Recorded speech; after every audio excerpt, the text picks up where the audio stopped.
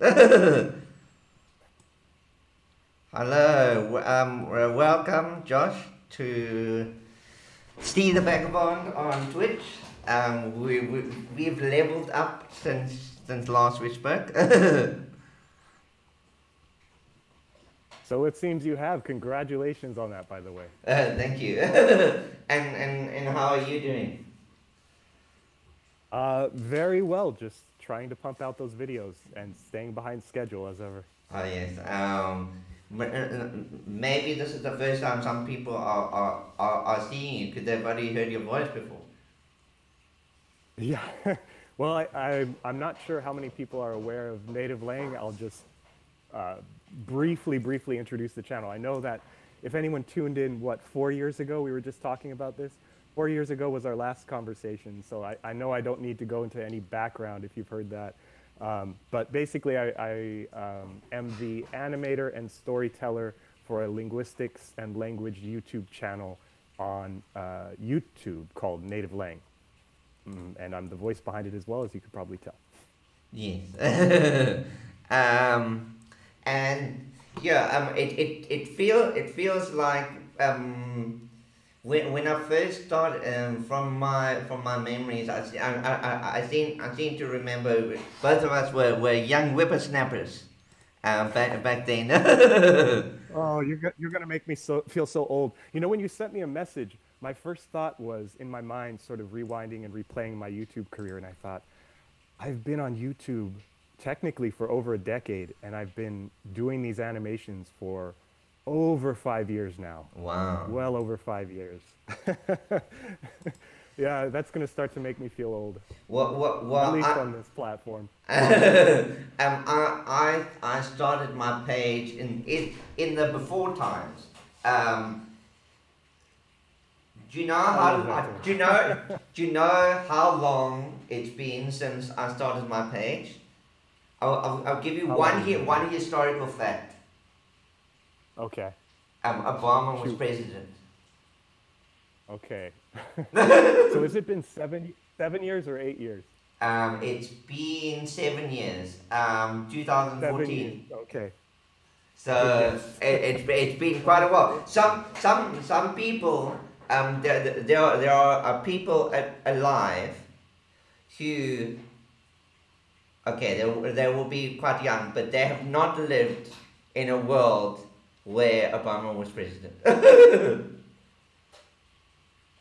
And how many of them are listening on your stream? No, that'd be too young. No, you'll be 6 or so. But I mean, it's funny how time goes on. But I just decided time's gonna move on regardless. Might as well go all the way, and that's what I've done. That's right. Make the most of it. Make the most of it. Absolutely. No, I agree. I definitely haven't. I mean, that's a replaying that just happened for me when I got your message, and I thought, how long has it been? You said, oh, it's been a while, and I thought, how long has it been? I know we probably messaged before the before times, before the after times, but yeah, we haven't spoken since I was in a much tinier apartment. Well, now I'm at my brother's place watching dogs for him, so I can't claim this as my own, but I at least have more space to stretch out this week. Yeah, we were. I wonder if I can. When both of us were still much smaller. Yes, I wonder if I can pull up. Could it's funny, like when I first spoke to you, like I think it was kind of like, oh, I'm just gonna contact NativLang, and I wonder what your opinion on this is, because I think some people get intimidated. They're like, oh, Josh has got almost a million subscribers, and I had the audacity to reach out to you. No, for me, it doesn't register. You know, the relative size. I do think of sort of the scale of other YouTubers or other content creators that I'm aware of, and I think of them as, oh, these are big names. But for me, I've never turned that lens back on myself and wondered, well, I must be so big now. Why would anyone contact me? Or I must have reached a certain level. Because I always see the inner workings. I always see that, you know, I still have this much to reach before I could be, you know, hit this subscriber mark, or before this video is successful. And once you start seeing everything from the wheels turning behind the YouTube scenes that are producing the ad revenue to everything else, it's hard to look at yourself and feel like a big fish. You're always inside the system. True. Because you're always looking forward. Right. Yeah. Always looking ahead. Definitely. But no, when you contacted me, it was more the thing of, I don't think of myself as a shy person, but I'm still fairly deliberate. It's something that I've kept from childhood. I guess if I'm going to self-reflect, a fairly happy, jovial person to an extent, with a little bit of a critical eye on things. But I don't take, and it's a problem for me. I should actually ask you how you deal with this, other than maybe growing 2 more arms. So I don't take incoming messages as sort of this differential honorifics where I'm somehow the creator and this person incoming is a lowly peon or something like that. For me, it's a point of connection. I'm looking for, is there something interesting about you? Is there something interesting about me? Is there maybe a conversation we can have that would make my life better, where I can make your life better, where we could have some meaningful interaction? And that, unfortunately, and I learned a term for this from my brother. I think it was from my brother. I've referenced him twice. Well, I'm going to have to tell him that when he's back from his mini vacation. The term is nerd sniped, and I don't know if you'd ever heard this. I heard this fairly recently.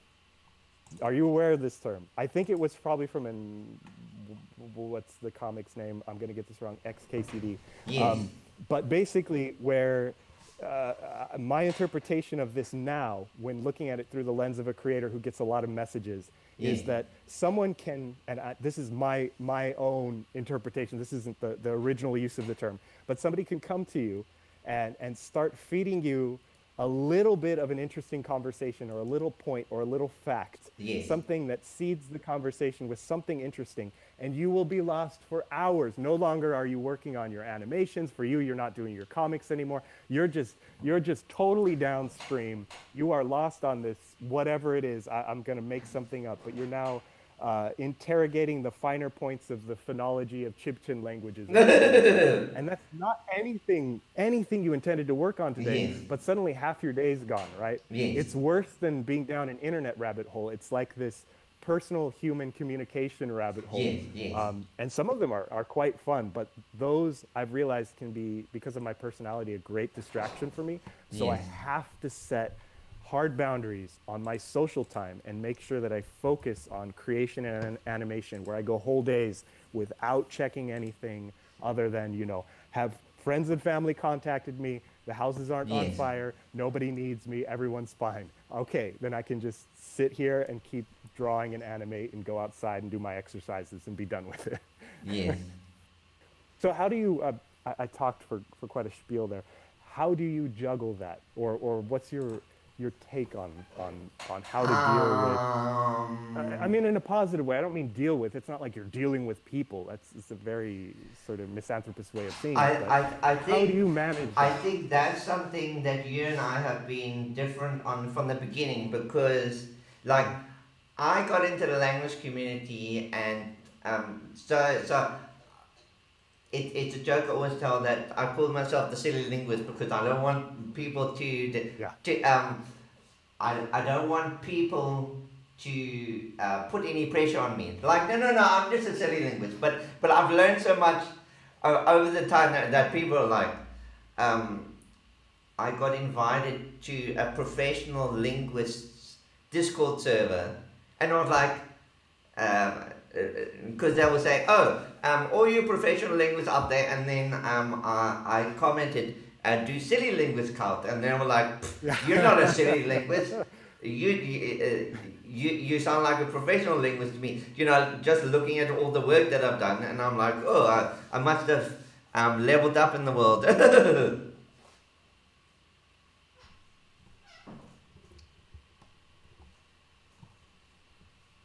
you ask, wait, it's a silly linguist. What if I don't take this stuff too seriously? Yes, yes. And what was their retort? What was their reply to that? No. Then they were just like, oh, you don't seem like a silly linguist. You seem like a professional linguist to me.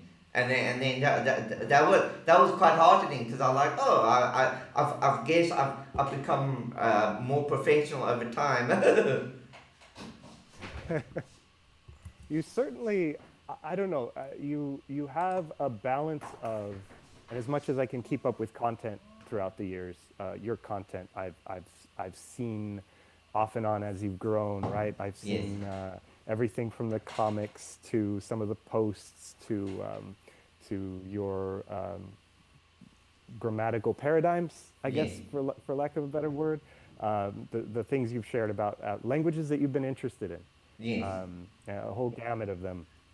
Often European and Germanic languages, of course, but we'll talk about that when we get to the specific conversations, probably what the meat of what people would be here wanting to watch us for. We should exchange those ideas pretty quickly. But yeah, I've noticed that you seem to have a balance of interests in the, for lack of a better word, theoretical space and descriptive linguistic space.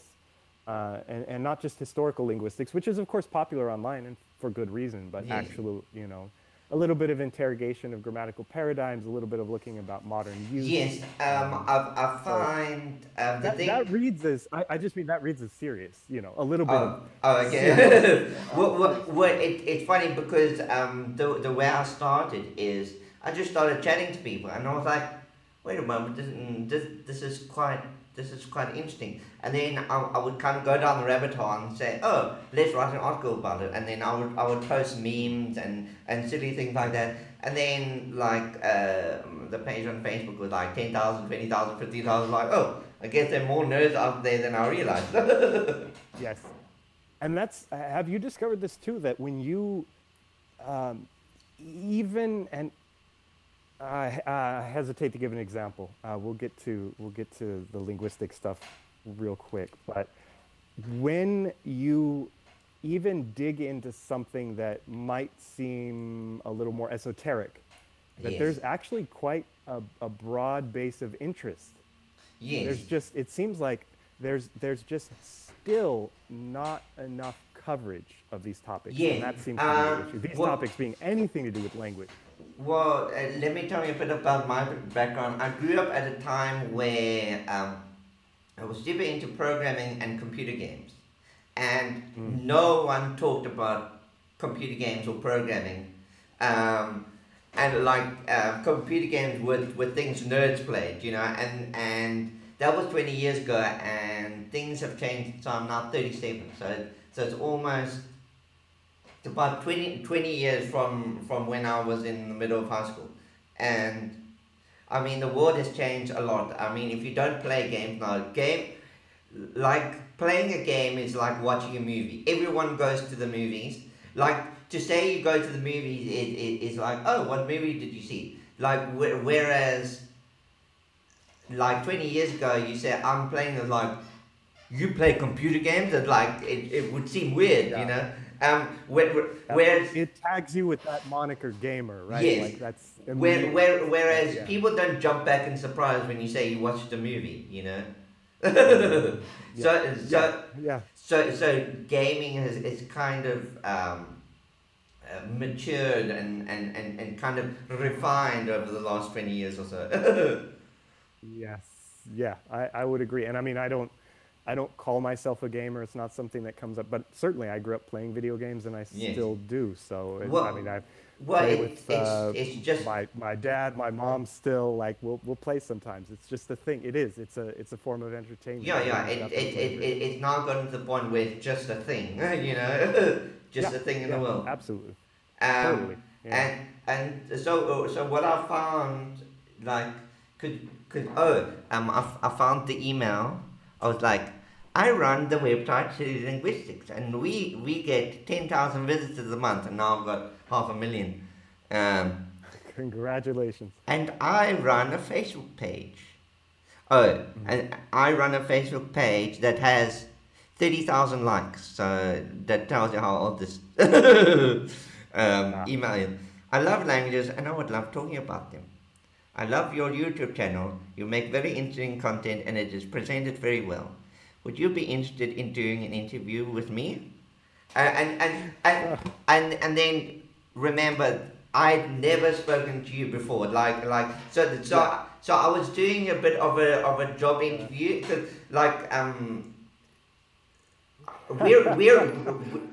we're language nerds. So we were like, okay, let's look at the kind of language that people use when they've never spoken to each other. Mm-hmm. Yeah, it's in sort of a retrojection, but congratulations on having reached that point.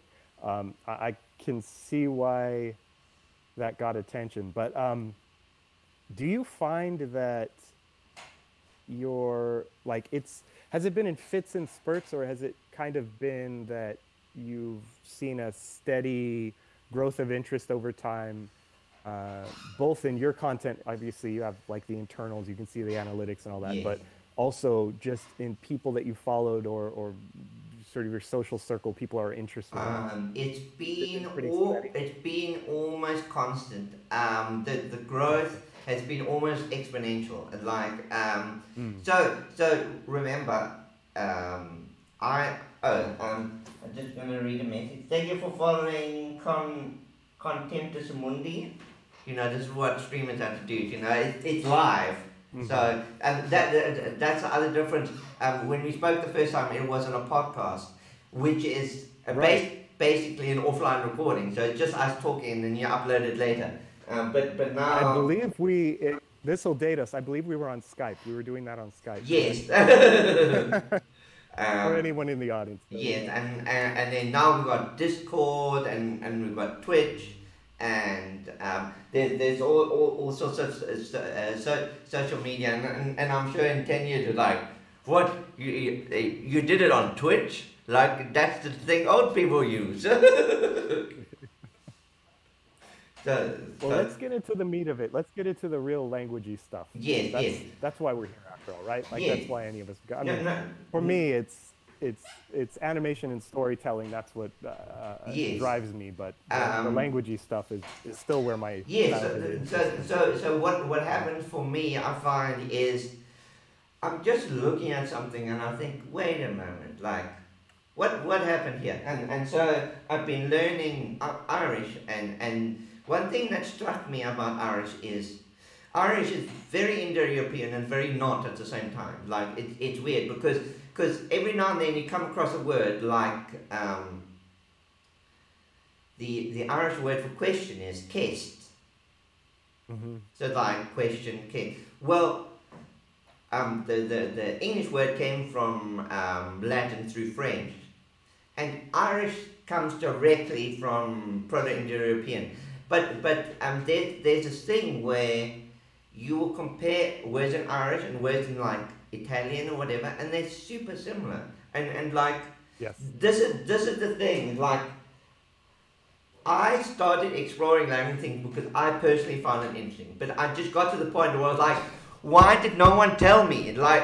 So now like, I become a convert, and they say converts are more religious than those born into it, and that's certainly true of me. The most insufferable, right?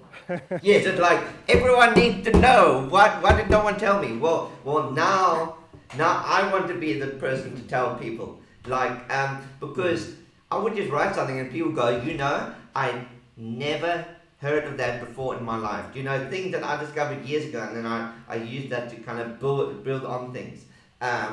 So is that kind of similar to what happened to you? You just found something and you're like, the world has to know. I don't think that's what happened to me in terms of my own.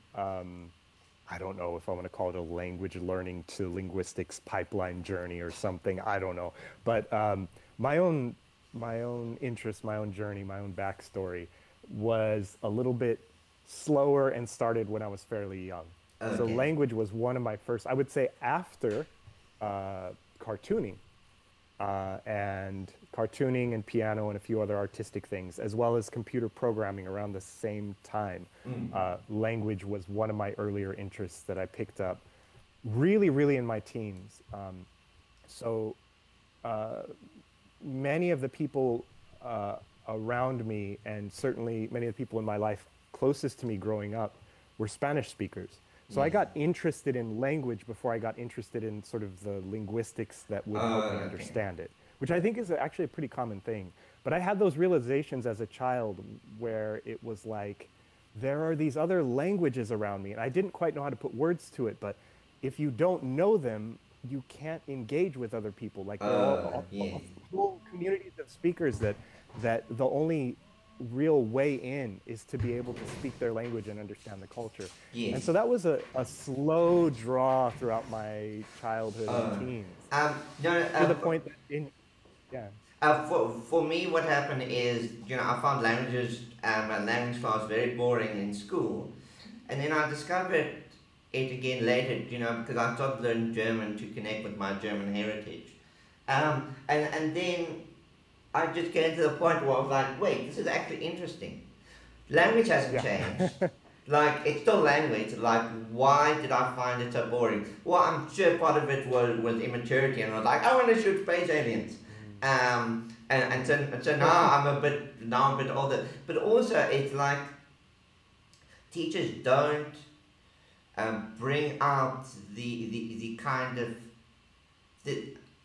I don't know how to say it. Like those little pieces, like imagine finding a fancy shell on the beach. Like, look at this. This tells you something, It was just like, this word is this word is this word is this. Yeah. But like, this is the kind of video, this is the kind of thing that I like making videos on. Like, I like taking one thing and I say, this thing can tell you the world. Like, I made a video on the word sushi and what the word sushi can tell you about what it means to be a word and what it means to be a language. Like, I start out with the question, what is the Japanese word for sushi? And so, on its face, you say, well, that's stupid because the word comes from Japanese. But like, someone might not even know that. To them, sushi is just a word. And so I ask you, what is the Japanese word for sushi? And then people go, but then, like, that puts the question in the brain. It's like, well, how did this word come into English? And then I use that as a jumping off point. It's like, well, what makes something a word? How does a word get into a language? What is a language? Yeah, that's and I can relate to that. So to the fast forward, that really rings a bell because a lot of, and I think we have the easy job in a lot of ways. Once we hit on this, once we realize how fascinating language is, a lot of what I've learned is that the questions can't even be too small or too minute. I've done a video on the what in English we often call the tilde on top of the ñ, which is not called that in Spanish. The tilde is like an accent. And it was invented in France, apparently. On top of the ñ. Yeah. So you can't be too in a way. There's no such thing as too interested in too small of a question. And coming to realize that storytelling is such a big way to open that up, whether it's sort of that show and tell of bringing out an object, or bringing out, in this case, sort of the figurative object of a grapheme, a glyph with some seeming diacritic on the top of it. These kinds of things, I think, ended up driving me towards storytelling as a way to, and really with animation, it's a perfect fit, because that's what animation is about. So it's natural for my videos to go from more presentation style, I guess, looks at a linguistic topic to increasingly storytelling. And I think that I don't want to charge teachers generally with having done a disservice to students. There's some magnificent teachers, and I'd have to say, I'd be remiss not to mention, my mother is one of them, so blah, blah, blah. Of course, I must give credit to teachers where credit is due. But a lot of times, well, I'll give since we're on storytelling. So I've spent years in Hawaii, Yeah. and from spending time with people in various communities, because it's a very dynamic place, uh, and spending time with some Kanaka, Hawaiian people in the community, one thing that I've noticed is how pivotal and almost at the same time nonchalant storytelling is as a way to educate and inform everyone, really. Yes. If anyone's willing to sit and listen. And that takes time and effort, but a lot of times the best teachers are those who aren't, credentialed and certified, but Yes. are those who are willing to pick up an object and show you and sort of relate a backstory of this is where I used to go fishing, and it used to have all these, what's the word in English, limpets. And Yes. now over the past decade, when I go out to free dive over there, there's no more limpets, they're gone. Yes. So that's like that kind of thing. That's it. That's an education. That's a cultural education. But along the way, so much of that is linguistic. And every time I'd come away with all these mental notes of like, oh, I should talk about this and that and the Okina and this. It's like all kinds of little ideas for things that, if I found a way to do justice to the people in the story, and increasingly I think that means including other YouTubers, including other people in the community who are actually trying to share those facts, like finding people who are, in this case, there are native Hawaiians on YouTube who absolutely share stuff about the language. So you'll see that I do that too, which is like sort of nods to people who have taught me in the videos, whether it's on screen, some piece of paper comes up with the title of a paper, workbook, video, whatever, that I've spent a lot of time trying to learn some of this information from. So we have to credit those teachers who actually spend time, whether or not they're real teachers, and whether or not they're, the kind of academic credentialed people isn't really the point, that they've sort of enlightened our world and shared this linguistic and cultural understanding with us, and made us see that things like, oh, Irish is amazing, or that, this, whatever it is. And I feel like even way back. Oh yeah, so I checked on the email. That was 2017. So that's it's been a while. But I feel one thing that's happened since then is I feel like each of us has blossomed in the direction we were going. Do you think that? I think, well, it's one of those hindsight things, right? It looks predictable now. Yes. I don't know what the possible paths were, what the we different branching outcomes didn't know at the time. Like at the time, but yes. But it does, in retrospect, it looks, I'm not going to say obvious, but natural. Yes, absolutely. Both in terms of the platforms that we've sort of have become our environments, and the ways we've approached things, like you've been well, I'm not going to say increasingly, but you have sort of a knack for memes, a knack for still sort of the things that branched off from your cartoons. Yes. Right. I think that was a lot of the inertia that you had. In those days and the more things change, the more they stay the same. I think we have to go through the same process this time as last time. where you would almost think we're communicating by messenger pigeon, because we are sending a message and like a week later. Yes. Unfortunately, that's just true about me, and it's for the exact reason I mentioned earlier. That I not because I'm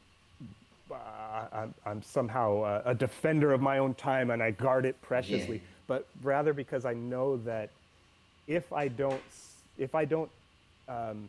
set that pace for myself, if I'm not slow to respond, so a lot of that's really on my side. I know that clearly, because you're doing so much. You're doing many jobs at once, and that is, I think, to have a successful endeavor like yours, you have to do that, right? It's just, it comes with the territory. So it's good that you've taken to it.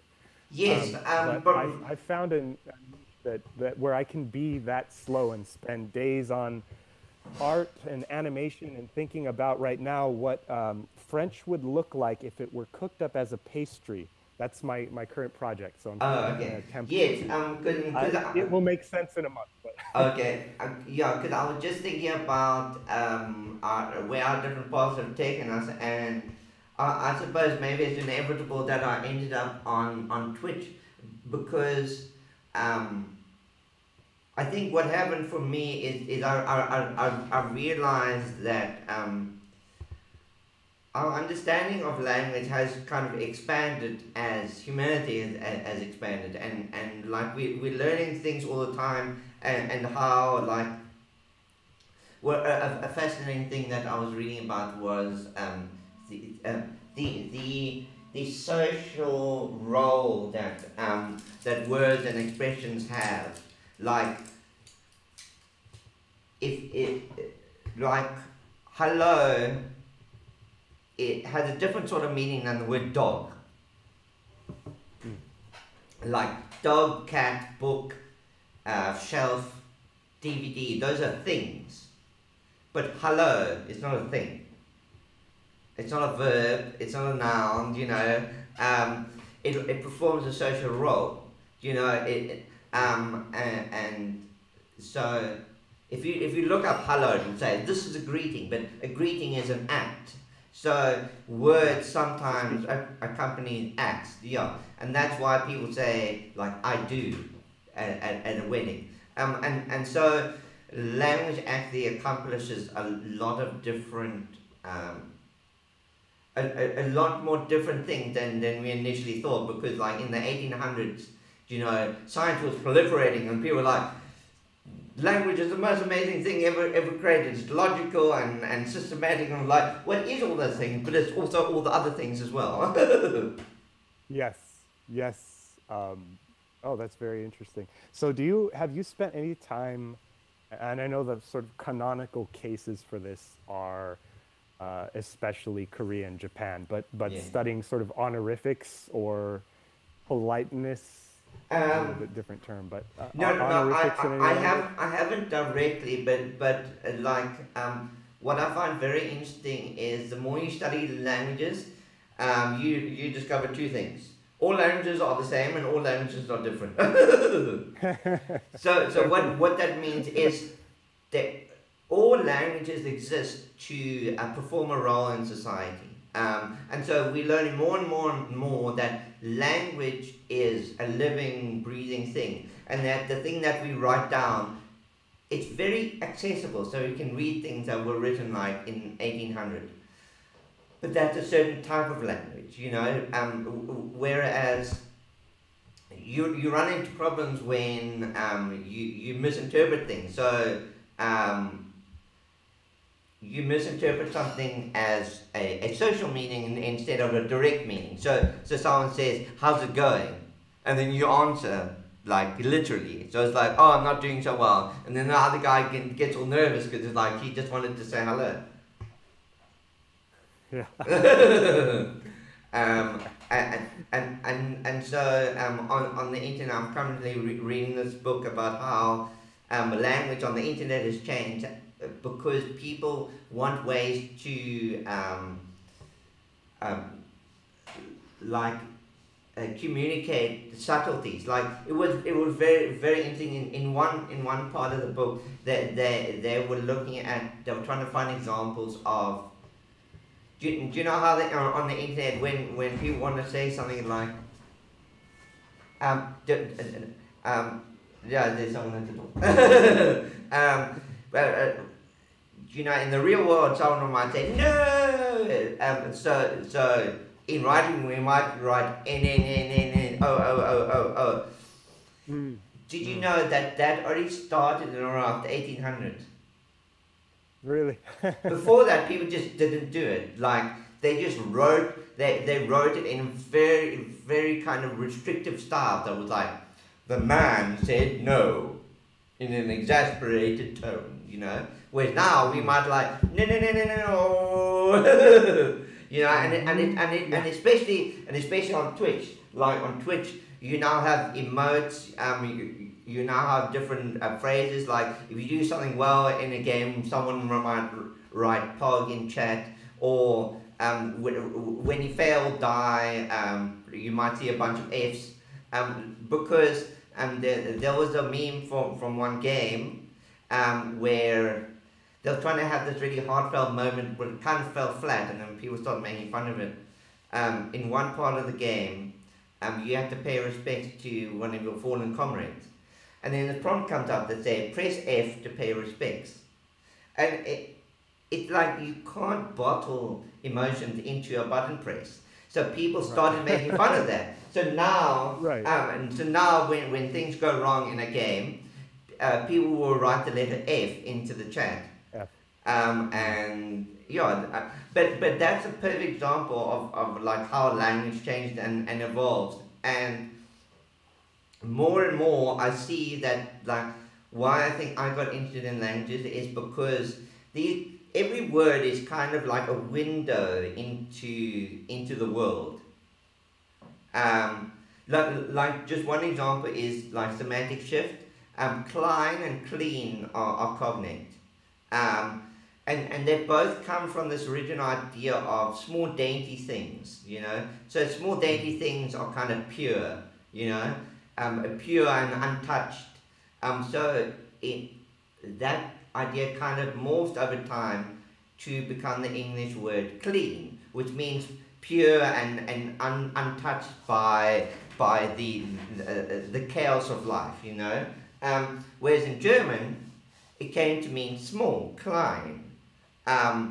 So a small dainty thing, you know, and then that idea just kind of miles around in people's heads, and then it slowly moves over time. And then I was finally able to throw off the chains of prescriptivism by realizing that no one is ever going to hold language back. It's a fool's errand. Yeah, all we can do is really celebrate it, and I mean, in my case, tell stories about it. That's true. Yeah. No, that's a good example of the kind of metaphor and shifting. Semantics gets so philosophical sometimes, right? Like we abut these big questions through these small words, and sometimes not even a word. But of course, I'm interested in sort of the study of writing systems and scripts. So for me, I make a lot of references to that, and I find that there are even in the smallest strokes sometimes there are these same questions that are so for me, if someone were to say, why do you find language interesting? I think I've been able to kind of drill into, like, why I ask myself the question, why do I find language interesting? And I think my answer would probably be, like, even in a single word, you can see all of humanity. I mean, it sounds a bit like something a hippie would say, but it really is true. Because like anything that you look at, the Russian word for a country house is a fazenda, which is itself a borrowing from Latin America, because there were these soap operas that were imported into Soviet-era Russia, and they became super popular. And then people started picking up this word fazenda, which comes from Spanish. And now, it's just a normal, everyday Russian word. It's like in the same way democracy is a normal English word, even though it's not native Germanic, you know? And so, just any word whatsoever, like, there's a lot of debate about where the word dog comes from, and so I've seen that. So one possibility is, do you know how in Dutch people would say like meisje? So the ye is kind of a diminutive. Yes. So one theory, and I find this a little fascinating. It's just I find the small things fascinating. Do you know, because it's like all these small things add up into this big thing. You know, we call language. So the word dog, pig, and frog have one thing in common. They've all got a G at the end. So the one theory is that, well, this has long since stopped being productive, but maybe in Old English and pre-English, the g was a diminutive, and there's some things. So a frog is a small frock or whatever was the word before. So it's a frog year, and then that got shortened over time to frog, and a pig is a pig year, and that just became pig. And there's some fascinating clues. For instance, the German word frosch, and in Old English there was also frosch, which was spelled Frosc, but some people pronounce it frocks, and then frocks plus the g, so it was froxier, and then over time frog. And we know that happened because the modern English word is frog. So the g, so it wasn't a weird dialectical thing. That eventually became the common word for it. And so there's clearly a connection between frog and frosch in German. And so little things like that tell you like something's going on. So there's probably something to that theory. So then I read this fascinating theory that, well, if you take that explanation and apply it to the word dog, well, the g must be some kind of diminutive. So a small what, like take the g off, a small what, because a frog is a small frox. So the one theory is that dog comes from dox, and dox is a shadow. It's related to the word dawn. So a dog is a small shadow. and that's just neat. I like that. Even if it turns out to be a folk etymology, I'm keeping that one. That's a cute one. I like for me, that's just neat. Yeah, those kind of fossilizations, sometimes I've seen them called, but you're right, that morphology that ends up crystallized in language and somehow over time forgotten for exactly these social reasons, right? We move on, we have other affixes, we have other words and other needs, and language changes over time. Yes. But it's fun to go back. It's sometimes tough work to figure it out and parse out what's really just the linguists theorizing and seeing these things, and which is actually the remnants we're detecting from. Yes. I made a joke to my friend. I said thank you to all the 1800 philologists who spent hours and weeks and years in dusty rooms poring over documents so that I could make a meme that could amuse people for 5 minutes. Yes, indeed. Again, we have the easy job.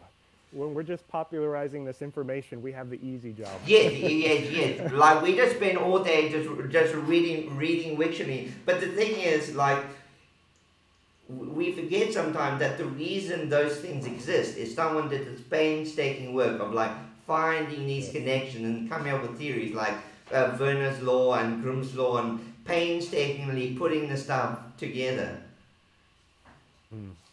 Yeah, I get it's interesting because I do nearly daily glyph practice writing Maya, so mostly classic Maya, but also I do some practice with modern Maya poetry to keep my glyph writing practice going. Yeah. So like the Maya syllabary, no big deal to me, and I've got easily dozens of logograms that are just, which is nothing if you know a mixed writing system, but dozens of logograms that are just second nature. I could write them, when I'm groggy, waking up, and then a bunch more that I have to sit there and think. And what's the one yesterday? I was like, oh, what's the logogram for heart again? Oh, okay, wait, that reminds me of the one for water, but it's okay. So, there's this process, but what's interesting and why I bring it up, other than that, I'd love to, if this conversation derailed into nothing but Mesoamerican epigraphy, I would be over the moon. But the connection between the discovery process, which there's a lot of contention around, And I would also say the cultural revival process is very, very unlike what I've seen. I'm somewhat familiar with Germanic just as a total outsider who comes across the material from time to time and does a video about why Danish sounds funny to Scandinavians or the runes, right? Like I have a few touch points, but that's not my education, and that's just sort of, it becomes an interest when I wade into the material and then I go back onto the next thing. But the palpable feeling that this is still something that we have to appreciate, the immensity and the enormous amount of effort it takes to understand this material, is still very upfront with the Maya script, which I find it's very fascinating because in a lot of ways, I mean, you could go and learn it. It's largely readable. I've heard figures quoted from 80% to 90%, right? Like you could, and that's for the number of glyphs you could just go and read if you learn the script.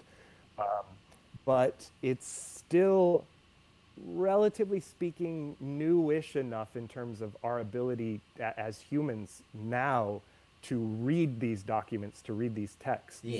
And certainly new in terms of the non-emblematic, I use the word logographic, so I'm not gonna use the word logo, but sort of the attempt to have a cultural revival around these in the Maya community, which is actually in some ways pretty successful so far in a small scale, but it's widespread at least. There's a lot of discussion around how do we even know these things? So a lot of these questions we're asking, they come up sort of, for some reason the word's coming in Spanish in my brain. They're right up in front of, they're right in our face.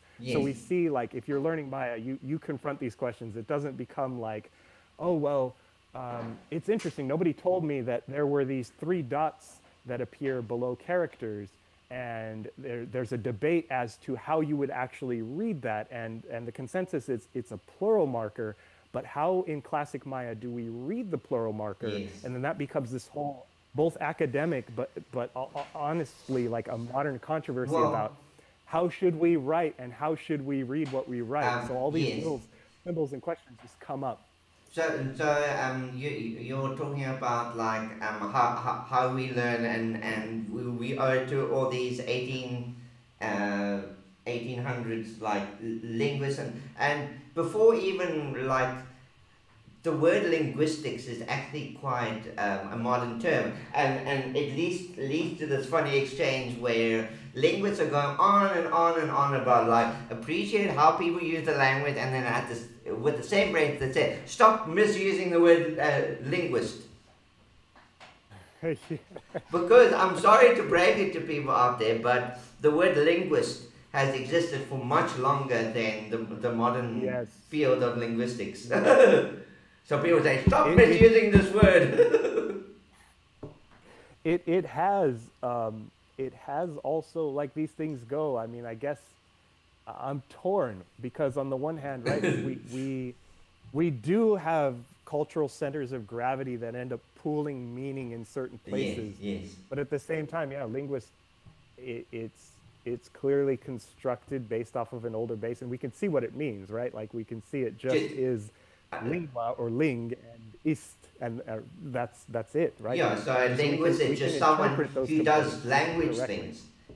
But then at the same time, like people use words to mean something, and now we have all different ways of talking about someone who's interested in language. So over time, the word linguist has more and more come to mean someone who's professionally focused on linguistics, and even specific fields, because once you start getting towards the edge of there, the term becomes hazy and nebulous. I mean, linguistics is notoriously interdisciplinary, so it gets sticky. But in the center of the field, we know, or the apparent center of the field, what it refers to. It reminds me of that thing, like the first step is everyone should speak this way, because that's the only way, and that's what the dictionary says, and that's what and then the second step is like, Well, I know that I don't speak the same way that I do in the classroom, because when I leave the classroom, I'm gonna say, "Hey, dude, how's it going?" You know, or you'll use local slang. And so as you grow older, you start having the realizations, and then like you reach the third level, and you're like, well, if we read documents from like the 1500 or whatever, we'll see like everyone spelled however you want, and then you're like anarchy, and then you reach another level, and you're like, wait a moment, like having a standardized written form is quite useful, because the thing is like, and I think I brought this up to you before, that like if we write in IPA, it would be a complete disaster, because people are like, oh, why don't we just write in IPA? It's like, you don't actually realize how diverse English actually is. Mm-hmm. It just, the brain is so good at like passing out those differences, you know? Yes. With enough practice and taking the training wheels off and spending enough years using a system, it just becomes so natural. But have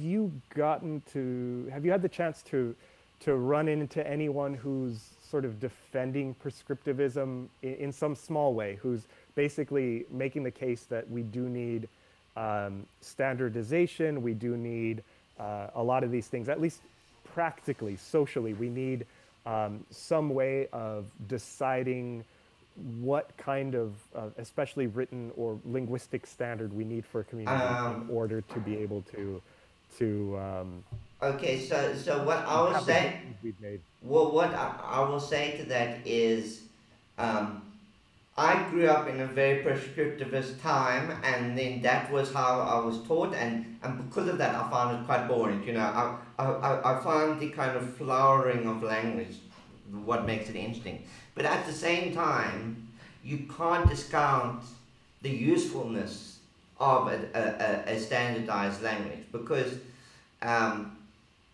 really in a weird way, English is almost like the Chinese languages. Obviously, the Chinese languages are much more diverse. But the thing is, if humans weren't so good at just passing out the differences, so I'm speaking South African English, you're speaking American English, and there's so there are differences. I would say box, you would say box, you know? And like those are differences. And I mean, some languages like Spanish and Italian aren't even that different. It's like one is intelligentsia and the other is intelligentsia. Like, so why is box and box considered the same language when they're clearly different?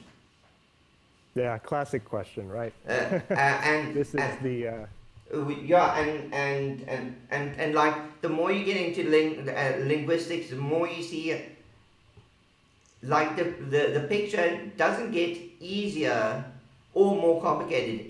You just see more detail. It's like it's the same picture, but there's more detail. Like for instance, I noticed there's a stark difference between European English and American English, at least as far as consonants are concerned. And so, like for instance, American English has syllabic consonants, which are actually very, very weird. Yeah. So for instance, you can say something in, and this leads to a lot of really subtle things. Like I will give you a word, border. How do you pronounce that? So for me, it's going to depend. When I'm on a stream and I'm attempting to be a little bit more universalized in my speech, I'm going to say border. But if you catch me saying it quickly, I'll end up saying something like border. Yeah, so what's happening there is you have a like normal syllable followed by syllabic R. So it's border. Yes. And that is very strange.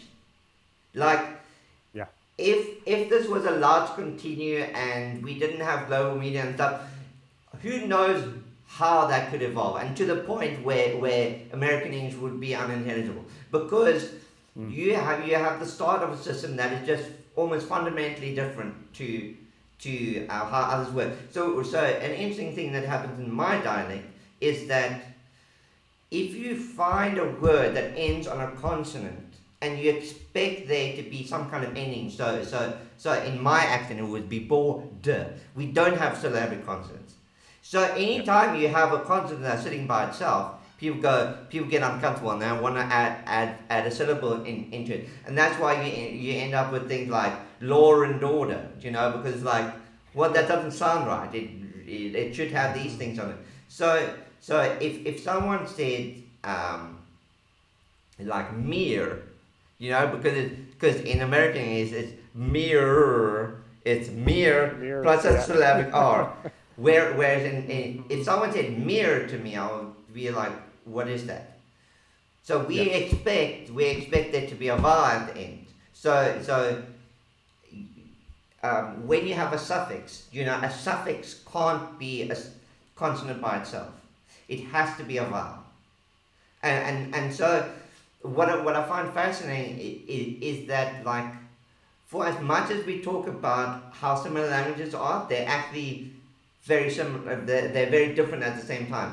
And we're just talking about American English and South African English, and these are supposedly just dialects.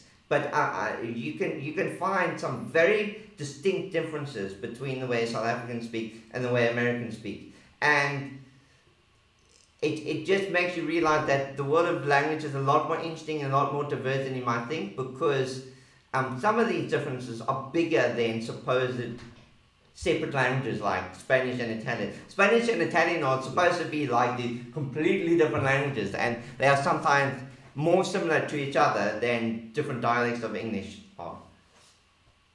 Yeah, certainly on certain metrics or certain features. Yeah.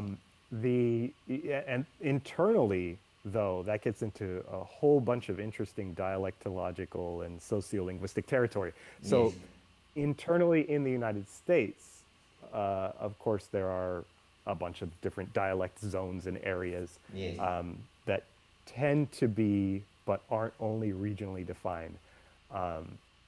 So it cuts a bunch of different ways depending on which axis you want to look at it. But most people like a map, and most people like to look at sort of what is happening in a dominant culture, a sort of dialect area. Yes. And when you do that, you'll find all kinds of fun things. Like, famously in the U.S., Southern English is quite a bit different from sort of the Northeast, the East Coast, sort of New England has somewhat similar features to New York and down the Atlantic coast, but they also differ internally again amongst themselves. And many of them include the exact feature that you're talking about, which is sort of, I'm going to say R dropping, but this sort of questions about rhotic syllables and whether or not there's R coloring on vowels, and whether or not an R is inserted between two adjacent vowels and hiatus. All these things come up again. Out in the West, in California, there's a decently well-studied now phenomenon known as the California vowel shift that impacts different people, both in different places, but also at different sociolinguistic levels quite differently. So I have family members, and I've tested them for, as much as somebody like me would just sit down at a dinner table and be able to test a friend or family member, but to see which aspects of this shift they have. So some of the more notable ones are very, very raised, almost piercingly high E, especially before nasals. So for instance, the example might be the word ring, where I'm saying something like ring, R-I-N-G. Yes. It might tend towards something like ring. Yes, I've heard that. Very E. Yeah. Almost to like a piercingly high. It's funny because I was listening to a podcast, and it was like, today we're going to be talking about the kings of England. Yes, the kings. Yes. The kings. So if I'm caught off guard, I do that. But there's some that just. So I think I used to work at a service job, slinging coffee, and one of my coworkers was he had a very, very strong I guess, California vowel shift, is Yes. how I put it. One of the things he did was he would say the word hen like pan, exactly like I'd say pan. Yes. And there were a few other ones, man, I'm not remembering off the top of my head. But yeah, so he had quite a few of these shifts that were very, very noticeable to an extent that I just don't have. And I can compare that to, or contrast that with Hawaii, where in Hawaii it's very interesting because there are a lot of layers locally of languages going on. So there are, of course, a lot of Tagalog speakers, a lot of Chinese speakers, certainly a lot of Japanese speakers in Hawaii. But there are just sort of locally, and all of those are local too, but locally there are languages or let's just say forms of speaking that are are sort of leveled. So on the sort of traditional and ritual and cultural aspects, there's a wide use of Hawaiian terminology throughout the population. But as far as like actual day-to-day in your life language use, that's the smallest contingent. There's also Hawaiian Standard English, which is basically just English. It has a few flavors of more British-leaning, sometimes spellings, but not so much, but uses. But on the whole, it's fairly comparable to what would be considered mainland U.S. English. But the widest, I'd say the most widespread, I keep wanting to say lect, but the most widespread language form, variety and use among locals is somewhere along the continuum of Hawaiian Creole English. And the relation between that and the other varieties, so the relation between what's locally called pidgin, or sometimes Dakain, and the other varieties is really, really complicated, like it often is with what we academically term Creoles. The vowels that get used when a local in Hawaii speaks, and that's a broad term because like I've mentioned this, or like I've outlined this scenario is complex. The vowels are noticeably different from what I ever hear any of these dialect areas on the mainland use. They're a little bit closer to sort of the cardinal 5 vowels that you'd expect from a language like maybe Spanish or Italian. It's interesting because I was thinking about this the other day, because I caught myself, like we all have this thing where the way we speak with families and friends is different to the way we would talk when we need to speak to someone at the shop. All these different idiolects. Yes, so in South Africa, everyone does this without realizing it. They use kind of South African trade language. That's what I would call it. The kind of language you use when you need to talk to the guy at the shop and say, someone you've never seen before, or maybe forgot you've seen before. And so all the complexity of English vowels goes out the window. And everything gets replaced by the cardinal vowels I, A, E, O, and U. So for instance, toilet becomes toilet. So the oi becomes an o, and and like the fucking confusing and ridiculous weak vowel system in English, where like a photograph becomes photography, photo. You got a diphthong on there, but photography. So it's like o, and then it's r, and then sometimes it's schwa, and it's like, so English is fucking mental when it comes to vowels. But what happens is that when people speak English, it's especially like across like ethnic groups and stuff, just all that gets thrown out the window, and so I would go into the shop and can I go to the toilet, and you would just speak like that without thinking about it, because I don't go into the shop and so that could you show me towards the toilet, please? I was going to ask, does that come with reduced, not reduced, but sort of vocabulary and semantic shift so that one word will start to cover a lot of domains. You tend to drop any of the grammatical stuff or maybe add, well, I guess maybe I should just ask this straightforwardly. How much has that been pigeonized or creolized to where it's like actually a usable communication vehicle? I don't think I'm the best person to ask because what tend to, I'm unfortunately one of the colonizers. My ancestors came here from Britain, but there's a very interesting situation in South Africa where no one speaks the same because there are people.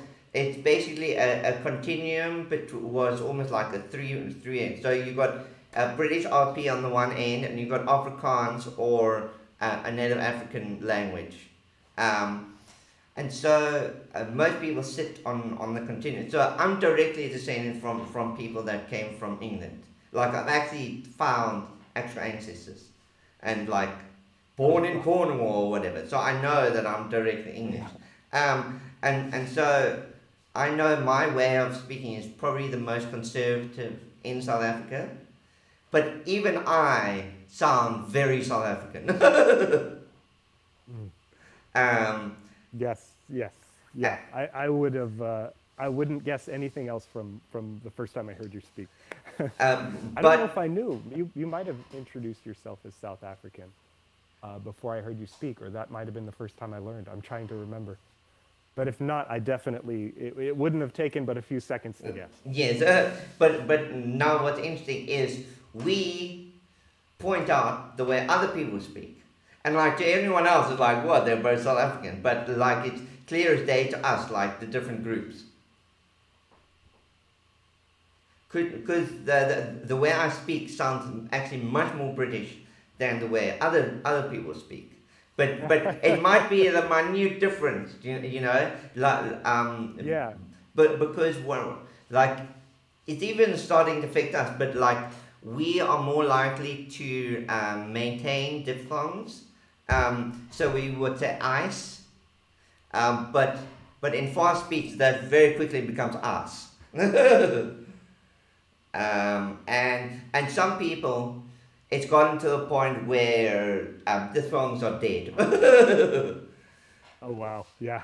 It just everything. Well, and does that tend to go towards those towards those cardinal vowels you're talking about, or is that a different phenomenon, sort of a monophthongization of? I think what happens is that things have broken down in some areas, but they've kind of changed in others, because a very interesting thing that hello everybody. No, this is this is Josh from NativLang. Hello, we got someone in the chat. Now what's very very interesting is how the vowels have changed, because I remember saying how in my dialect we would say I and a, and so I would say can't, with the R sound,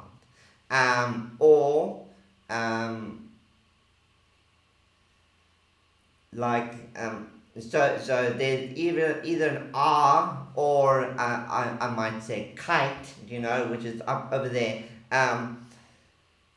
But what's interesting is that I was wondering, like the R, that very prominent vowel that right at the bottom corner, the R sound, that phoneme doesn't really exist. It's kind of been pulled either to an I or to an R. So like we would say plant or can't or dance, but what's interesting is that in some places it's been reintroduced because the I diphthong contains the R in it. So what's happening as that gets monophthongized, the I becomes a R, and so we now actually have a distinction between the R and the R, and I'm trying to think of an example, but like what often happens is mergers would create confusion, but there isn't confusion because we still have that R sound. So imagine like dance, but with an I sound, dance. Like that wouldn't create confusion because then you would have dance, and dance would then become dance. Yes. So dance and dance, Yes. those would still be very distinct words. And so if you're wondering, this is what linguists think about. Yeah, it seems like trivia, but it's it's incredibly important, incredibly interesting. Oh, I thought of one. Arse, which is the bum, and ice. Ice, solid water. So ice will then drop down to arse. But ass and arse are still distinct sounds. And so even though the monophthongization has occurred, we can still distinguish solid water from bum. So you got ass and you got arse. Ass is what you put in a drink, and then arse is the thing that you sit on.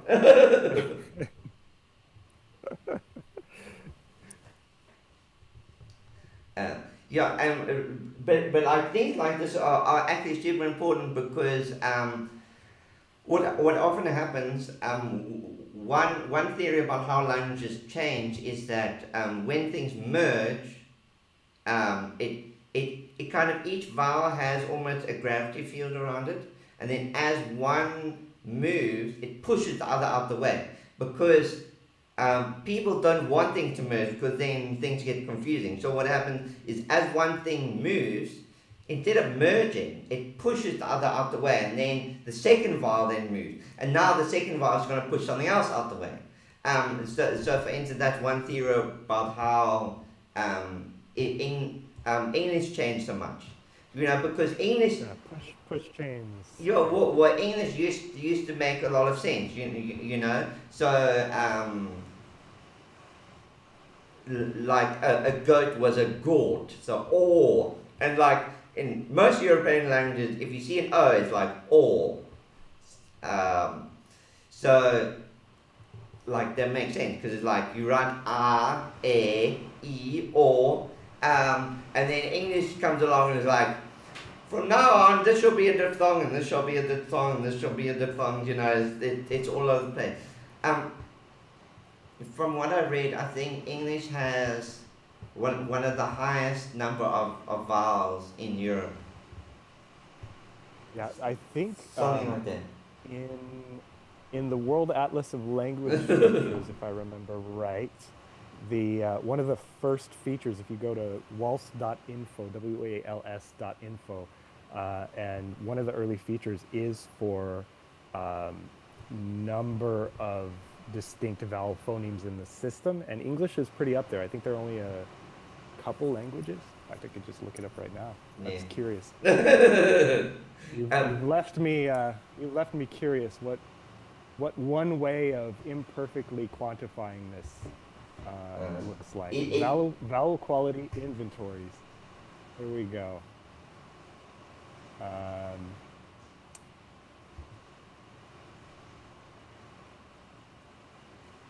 Let's see. English vowels. The full set of English vowels can be established depending on variety.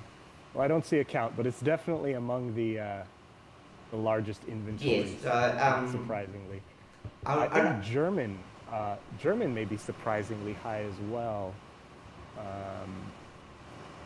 and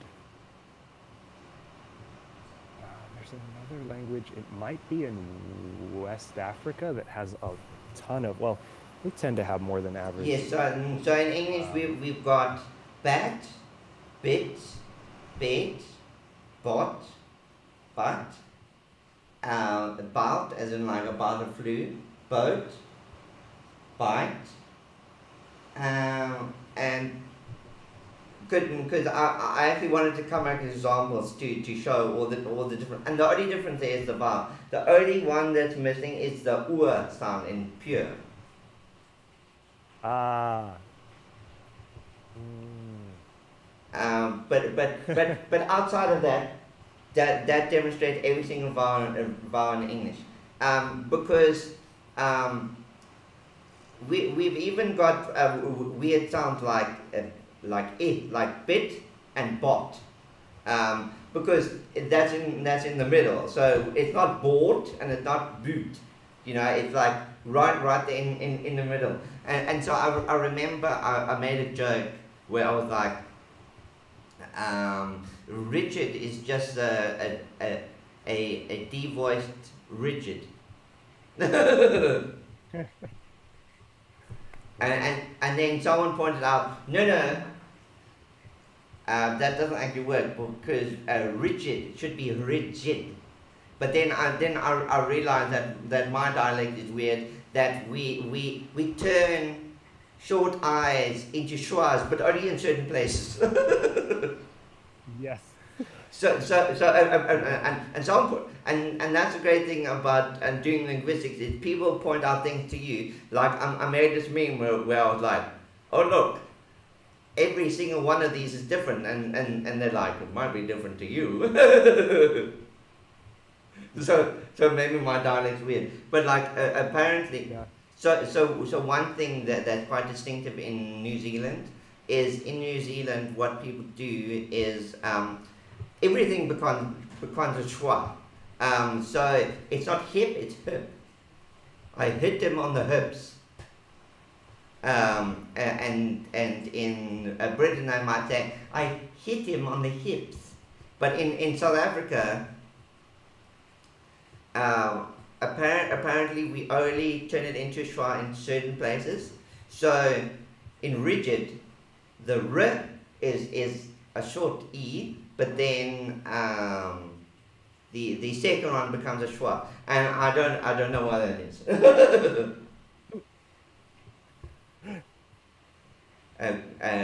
Dialects and accents are diverse. They are, and sort of the interesting thing from seeing them from the inside like this. I mean, I'm no expert on English linguistics, but as a speaker, we get to make these observations. Yes.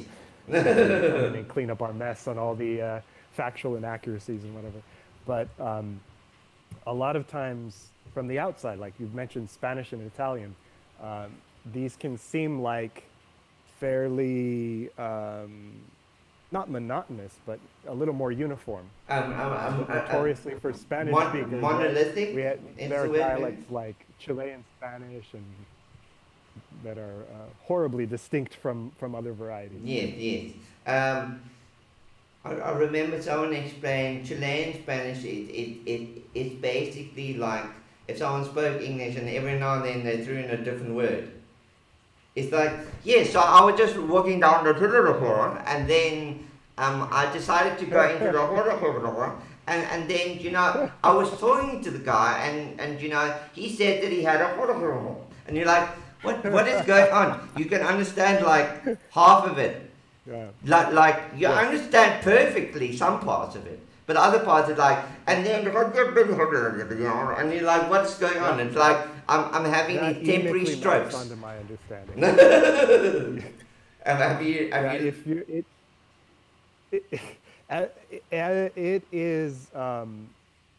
It is not jarring or confusing when somebody's being gentle with you, but yeah, when a Chilean starts speaking, like if somebody from Santiago starts speaking faster, and they're speaking like, they're not making affordances for those of us who aren't from there. No way. The vocabulary is distinct. Even the way they, so there are a lot of phonological things that are interesting for us as outsiders who don't speak that dialect, or even just to get an ear for Spanish dialectology in the Americas. One thing that's worth paying attention to is when you do or don't hear S's that are in a syllable coda. So S's at the end of words are a great way to start listening for that.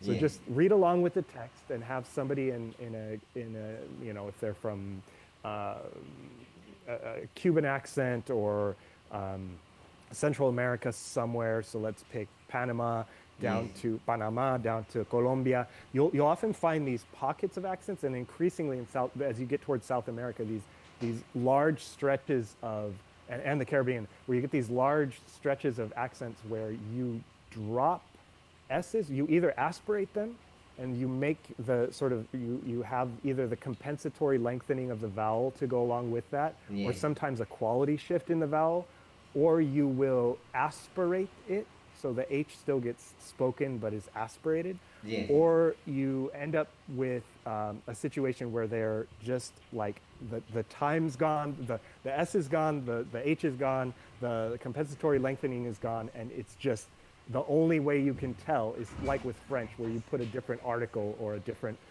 word or something else there to clue you in on what's happening. So it doesn't help that Chile is one of the areas that does that phenomenally. What this sort of aspiración. Well, we were talking about differences between languages. Between dialects even. Like for me, I would say water, or maybe if I'm talking fast, water.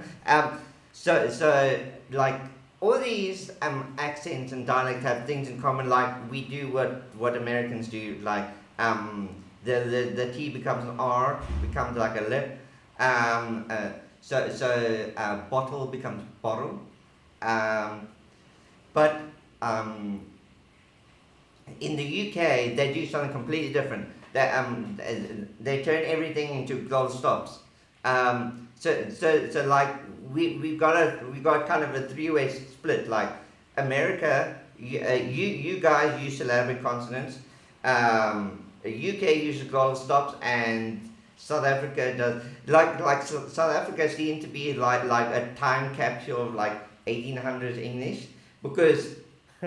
We do maybe weird things with vowels, but other than that, it's pretty like straightforward.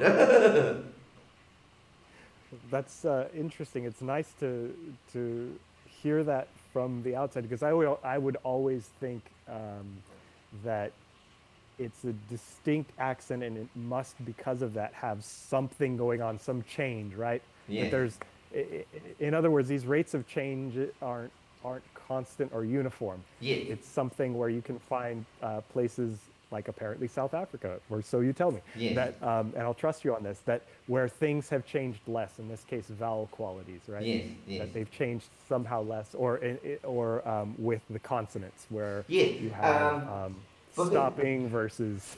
I wonder if it's got something to do with the people who settled South Africa, because it is very easy for me to switch into a British accent, because I wonder if my grandmother, if it's because of the way my grandmother spoke, because my grandmother sounded remarkably more British than I do. Does that sound more British to you? Yes. To my untrained ear, I would have said yes, and I would think even in isolation. That's an interesting question about, like, the sociolinguistics of it, but family linguistics, right? What is the influence of your family members, your friends on generational differences on how you speak?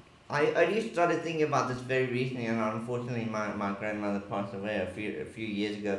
But I was wondering, like, I wonder if how long that British accent held on in South Africa, and it seemed that it held on even to my grandma. And I mean, my ancestors were probably here by about the 1850s, and I mean, my grandmother was born in 1920, so that's a good 80 or so years. I mean, these people were like in South Africa. So, but it really shows that the fascinating effect of like contact, and how much things change and how much things don't. Because I remember someone saying like, oh, Icelandic is unchanged from, like, just wait a moment, like, Icelandic has changed like all languages change, but they change faster or slower. Do you know what is Okay, no language is the most conservative, but you know what is the most conservative by one estimate? I'm curious to hear, what is it? English. English. And how do we arrive at English being the most conservative? Because it still has original Proto-Germanic th and w that have disappeared in every other Germanic language. So yes, that makes it conservative. Okay. And so I think that's just a perfect example of how bullshit all the stuff is, because everyone would say English is the least conservative. And like, well, it goes to show that there's no hard and fast answer, because what's fascinating to me is how languages don't give a fuck what you think, really. Like, I'm doing my thing. I am going to change everything except these two things. It's exactly the same sound. In 2,000 years, they were like, fuck this, I'm going to hold on to this. I'm going to hold on to these sounds like precious memories. And everything else can fuck themselves. That's interesting. It reminds me of an attempt by, I'm going to get who it is wrong. I just won't say it. So an attempt to quantify the, I guess we'd say, the most normal or the most typical language around the world. Yes. And the rarest or the weirdest, I guess we'd say. And you can do this if you, it's arbitrary. I don't mean necessarily random, but if you arbitrarily pick features and decide that you want to focus on those and that you're going to decide how to measure them, you're going to operationalize certain claims, you can come up with interesting, I think, starters to, for me, a start of a story, and that would be a fun one to actually delve into, ask what it means to say that a language hasn't changed, or really we would attempt to reform that in linguistics and say, how can we measure rate of retention over time and comparative retention in language A versus language B? Because what's fascinating about it is that, like, Icelandic, it's true, Icelandic has changed much less since Old Norse. But Old Norse, like, did its thing. Old Norse was like, fuck Proto-Germanic, I'm gonna do my own thing. So Old Norse was like, we just gonna add a yod to everything.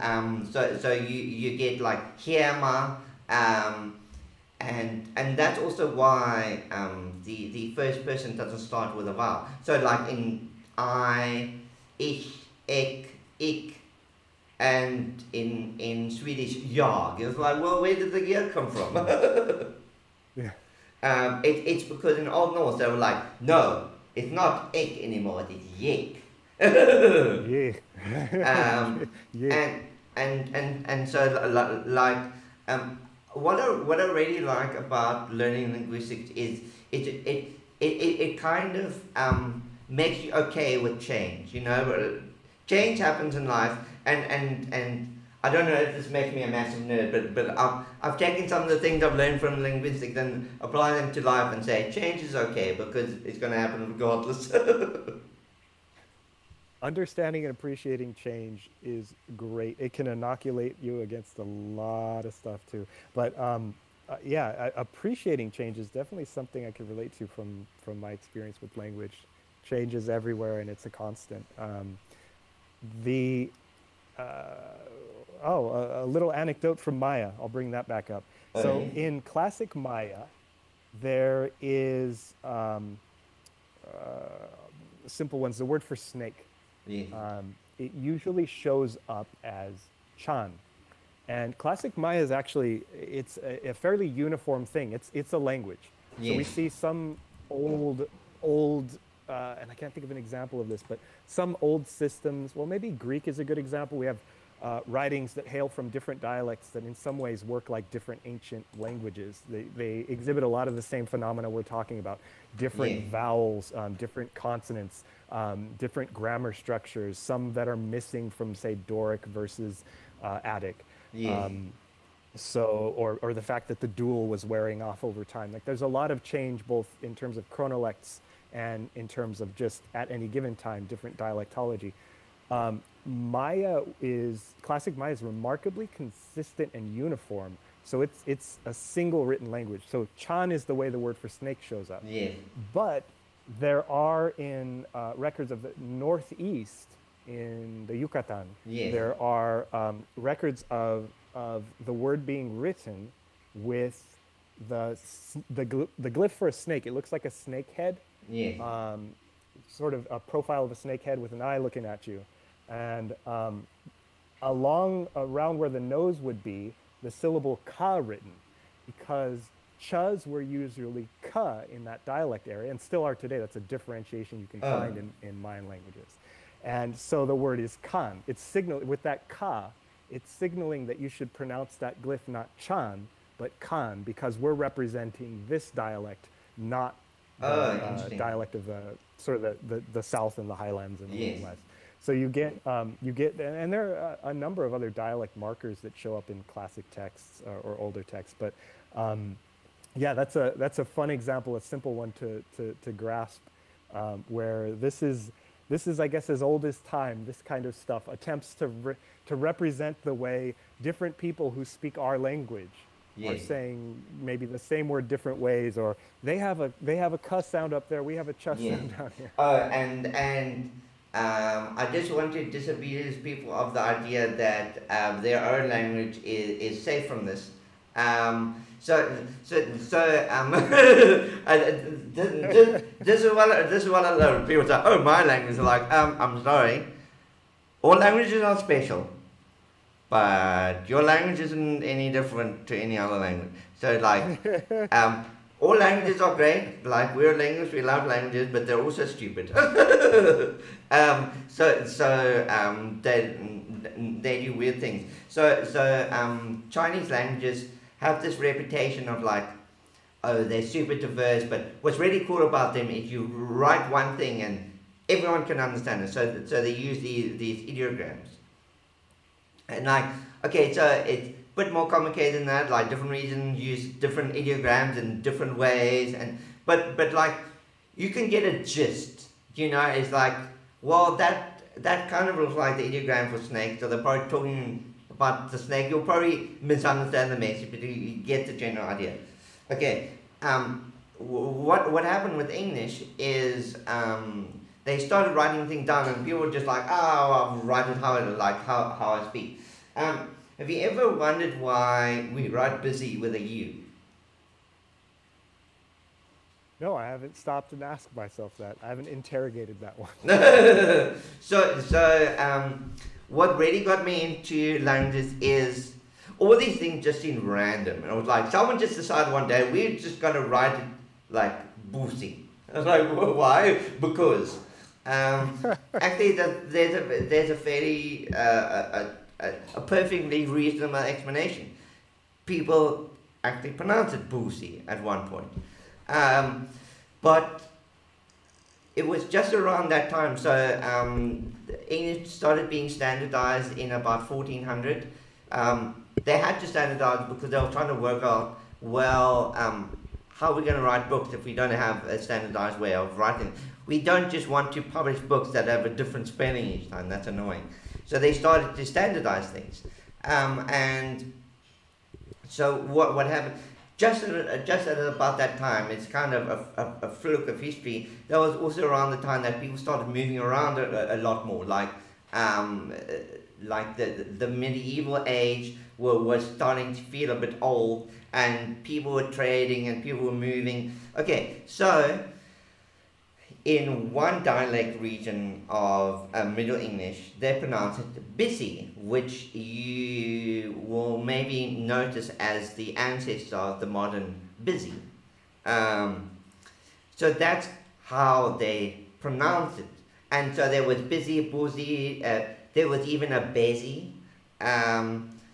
And so you had all the, and obviously if you hear someone saying, oh, I'm really busy today, you might not even notice. You know, and clearly they're saying the word busy, just slightly differently. And so people don't really notice or care. But obviously over time, as people spread out, these different forms win out over other forms. So eventually, you get to the point that your ancestors went to America and they brought the word busy with them, and then now everyone in America says busy. But what happened is all these forms started mixing together, and then eventually this form busy became the dominant one. But remember, writing is a system in itself. So some, maybe an influential scribe would pronounce it boozy, so he writes down boozy, and then other people read that word and go, I'm really boozy today. I was like, maybe it means busy. And so people start reading what's written as boozy as busy, because that's the word. Like people have an intuition about these things, and they say, I'm really boozy today. Oh, that doesn't make sense. I'm really busy today. Oh, that makes sense. So people start disconnecting what's written to, they stop treating the word as a direct correlation with reality and just treat it like a code. Well, if you do this weird squiggle, it means busy. And so what happened is that this one written form just became popular just by a fluke of history, and now we still write it busy. And we even use it in the word business. Like, that's a completely different word. Like we could write it business with an I because it's a different word, but people write busy in this. And so they're like, well, just take the word busy and then add ness to it. An addition to that story is the word bury. So now that word has the same prefix as busy. So in Old English, you had busy with the IPA-Y to U. So busy and burial. And then that should have become busy and bury. So I need to bury someone. But of course, languages are messy.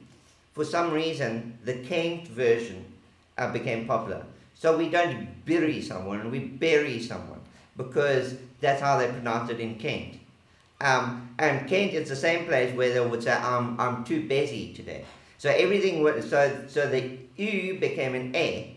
And so people from Kent ended up in London and were like, do you want me to bury him? And people were like, well, this guy sounds weird, but I suppose we should. Yes, can you bury him, please? And then that became the common way of saying it. But again, for some reason, they wrote it buri because there was yet another dialect where they pronounced it buri. So we write it boozy and buri, but we pronounce it busy and bury. And English is just chaos. It reminds me of, so when I was doing the research for, years ago, the video on Shakespeare. Yeah. What Shakespeare's English sounded like and how we know.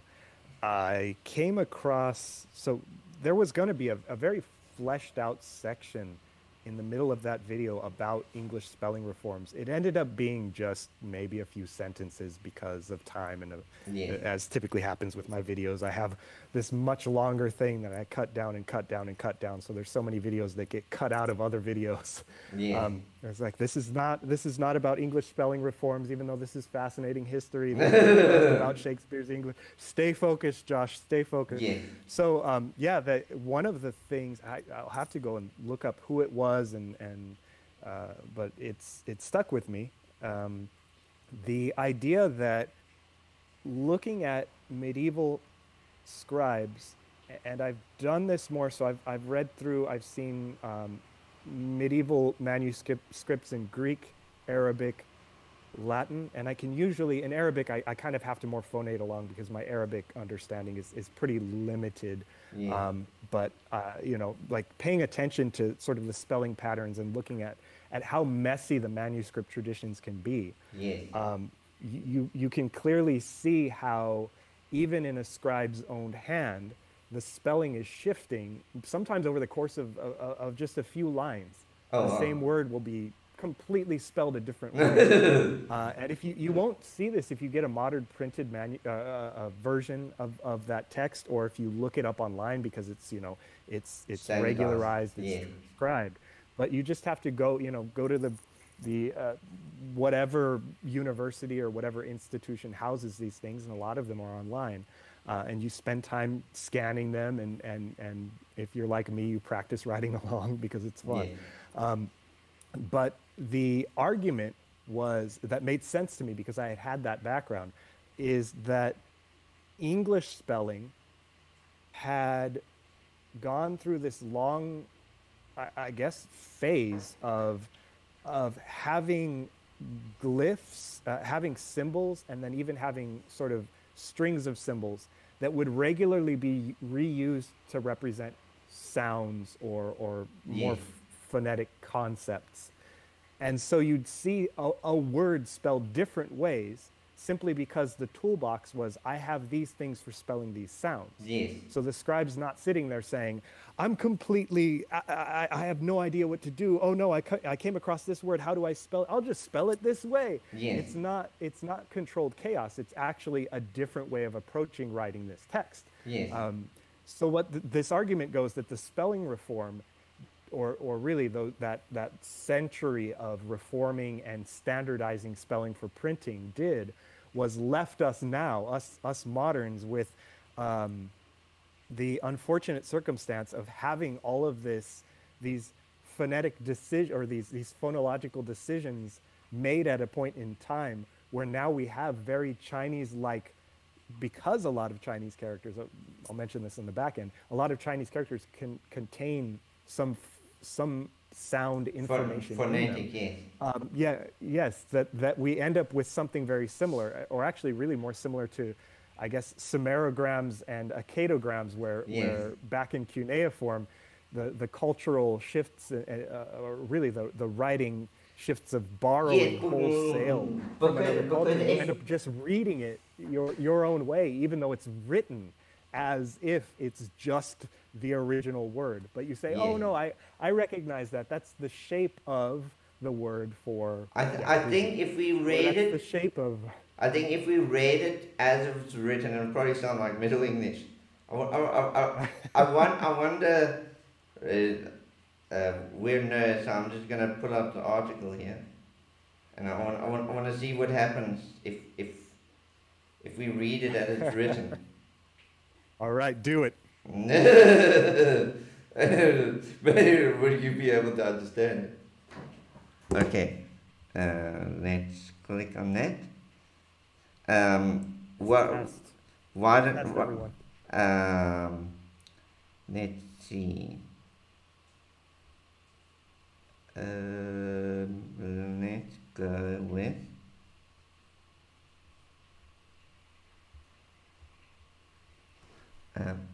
Okay. The suspense is killing me. Now I'm nervous. Don't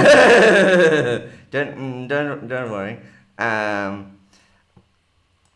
Because I tried to load it on my phone, but I guess that's not the ideal way to read things. Okay.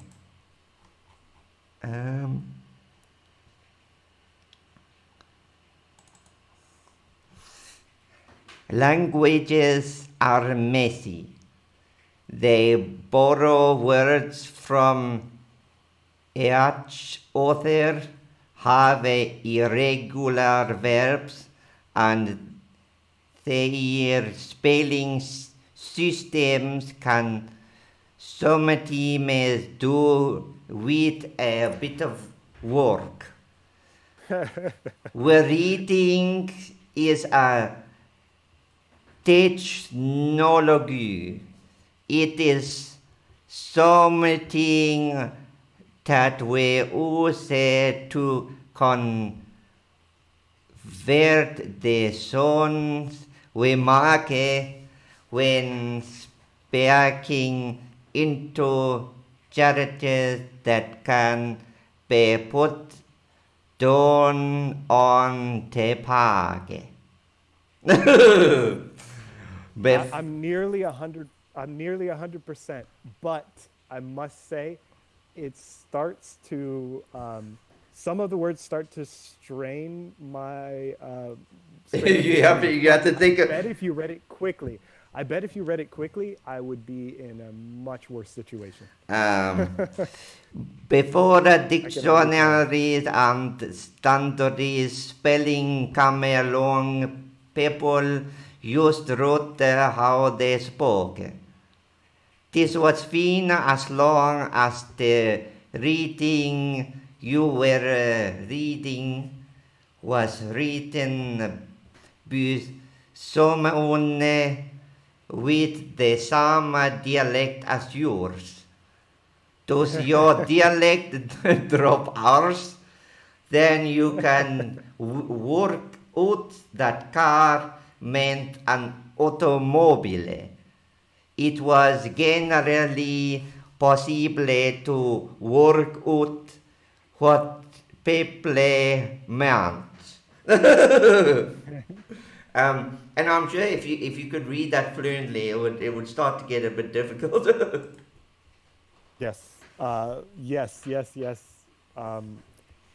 It's weird because it sounds to me, and I don't know how much of it is that I have a background in trying to parse this stuff, but it does sound like Middle English. Both otherworldly, but at the same time, it's familiar, incredibly familiar. Yeah. But, if you also had the morphology of, I mean, we don't even have to go back to Middle English. If you just write like Shakespeare, or maybe not even poetically, but we'll just choose a prosaic author who wrote prose. You write like somebody from the 17th century, and you're speaking more like that. I'm gonna have a much harder time. So I'm a nerd and I love all the languages. So I actually translated some songs into Middle English. Would you like me to read them? Give me one. Okay.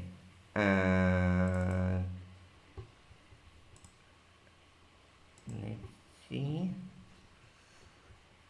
I always forget where I leave these things. I've got a very bad cataloging system. No, it's not that one. Steve the Vagabond. It's natural with this interest. We end up with files strewn about everywhere, and yes, I know I've got it somewhere.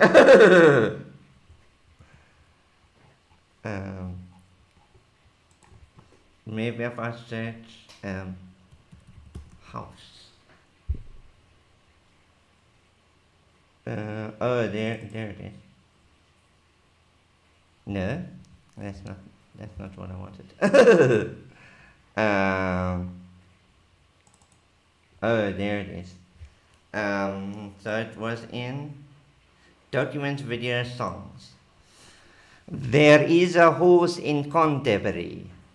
They clapen the rising sun, and it hath been the fall of many a sailly knave, while away I am sorely switch. Min mother was a tailor. She sewed me new bridges. Min father was a scammler down in Canterbury. No, the only things which a scammler needed is a sack and some gold, and the only time he is bleeder is when he is all drunk. O mother, tell your children not to do what ye have done.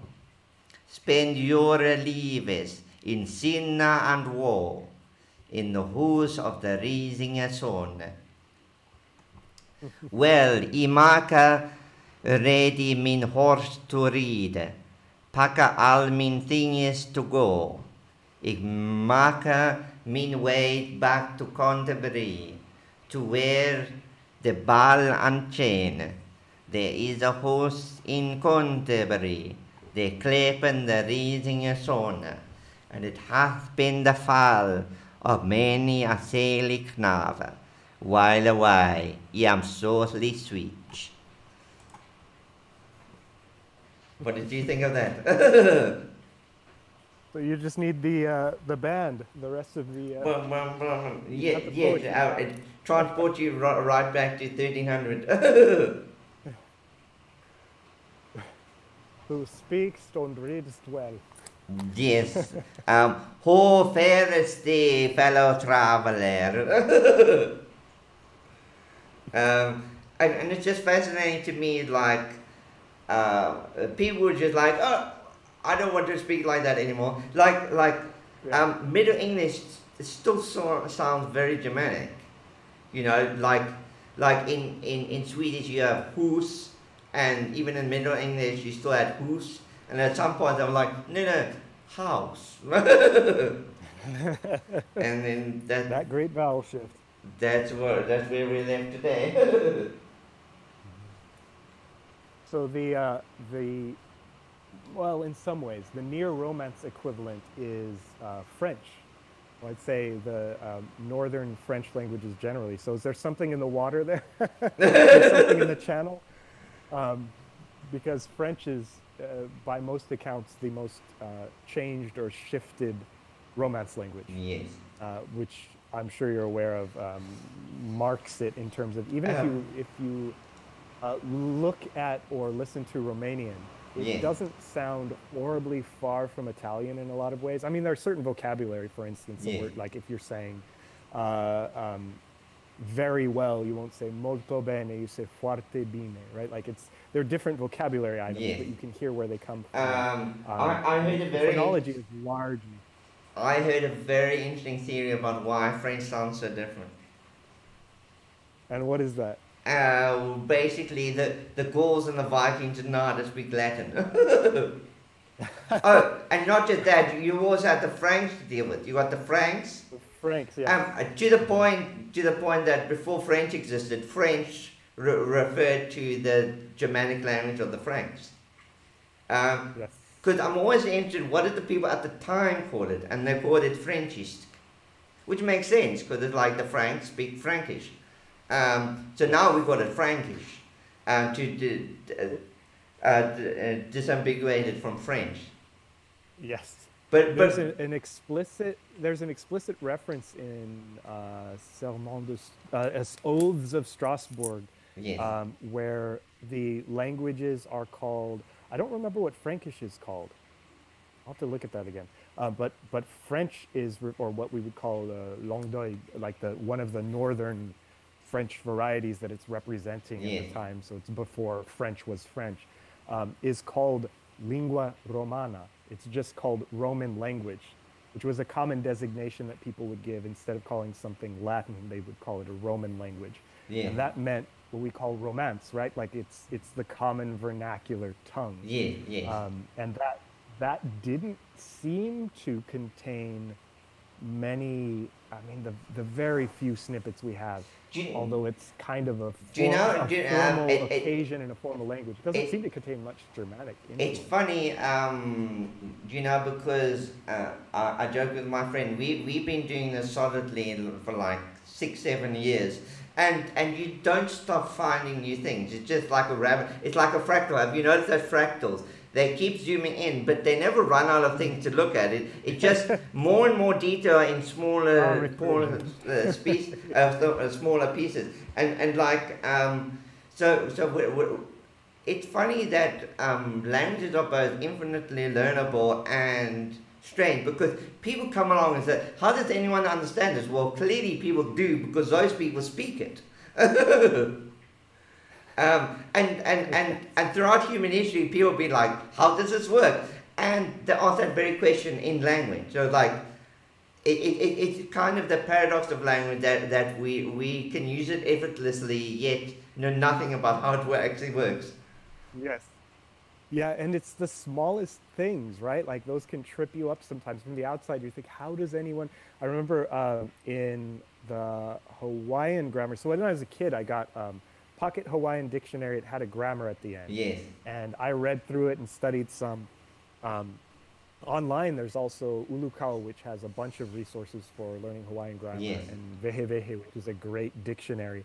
But one of the things that you'll find just effortlessly mentioned is how So verbs in Hawaiian, they align the, I don't want to use too much jargon here, but basically, if you're going to use a subject, it'll map onto what we call nominative, and an object would map onto accusative. Now, like other Polynesian languages, you mark these with not any sort of like suffix or material, but you mark it with it's basically a preposition.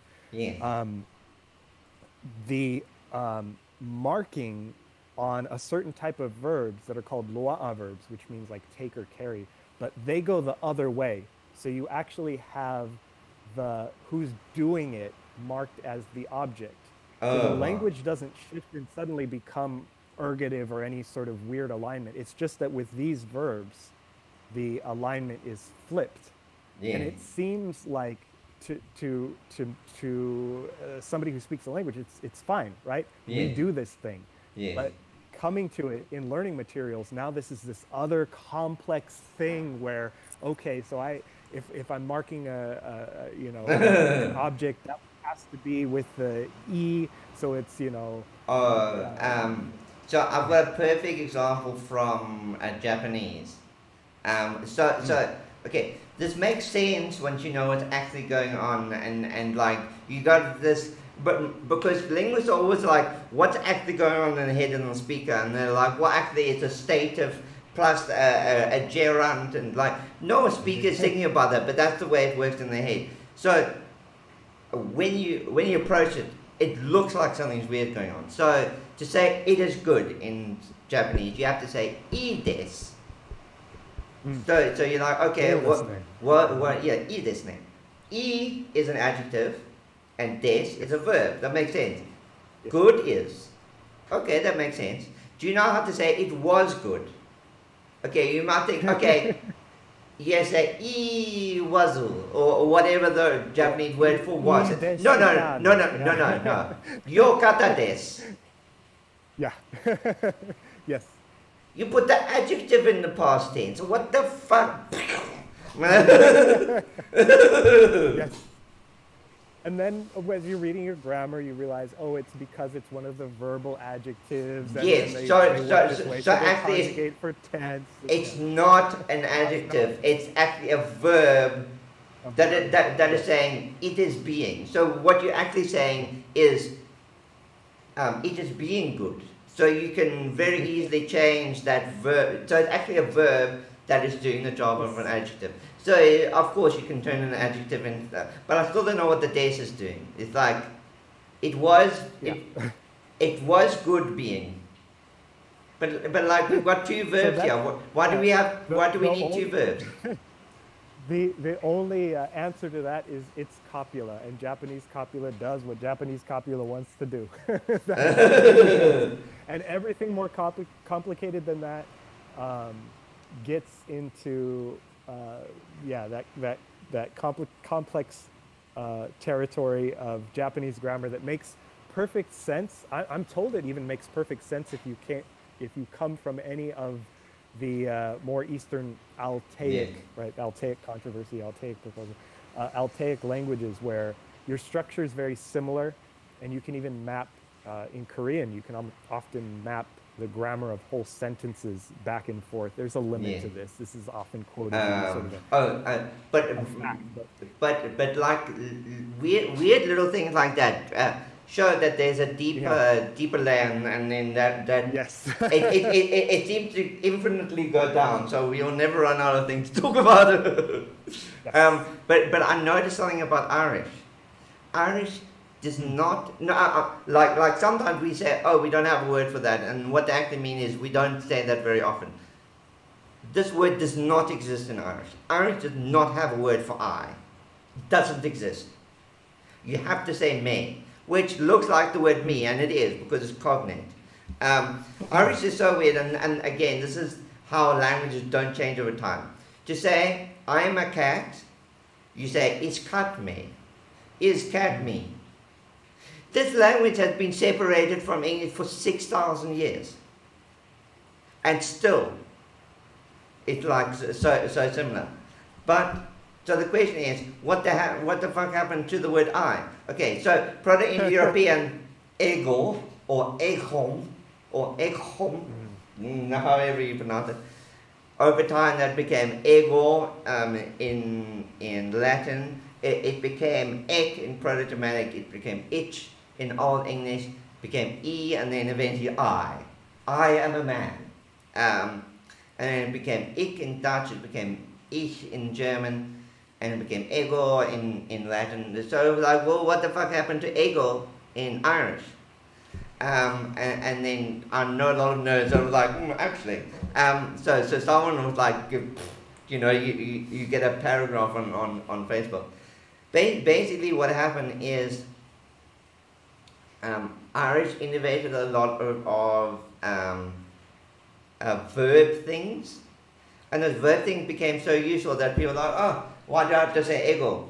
You know, because it's like, it comes from, so at some point in maybe pre-Celtic or whatever, there was like ego, so people would say, ego drink or whatever. But then those verbs became so useful that people just stopped using ego. But in things like Spanish and Italian, you still have the word io and yo, but that process was just accelerated, like that. So Irish is basically Latin, but like 1,000 years down the line. The ego became so seldomly used that it actually fully dropped out of the language, and it never came back. It's like when you pop a bubble, you can't reinflate a bubble. And to me, that was just fascinating that like a language can change so much, even though it's really, like every Indo-European language. Almost every Indo-European language does this thing where it's like, you've got a word for I, and you've got a word for me. But Irish is like, no, we're going to be different. We're going to kill the word I. Like, there are no normatives in Irish. Like, it's me. And so you get weird things where, to say I'm a man, you say, is fair me, which is literally, is man me. But to say I'm tall, you have to say, stand me tall. So, ta me ard. And it's like, so you have the word is and you have the word ta, but the word order is also different. So, ta me, so me comes second, but I'm a man, may comes third. So, why? I don't know.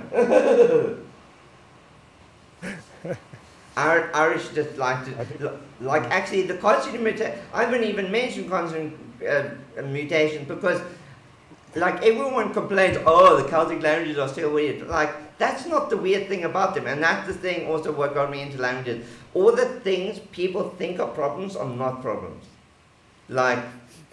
Actually, even the spelling, like the spelling is quite understandable. It's just because it's different to what you know.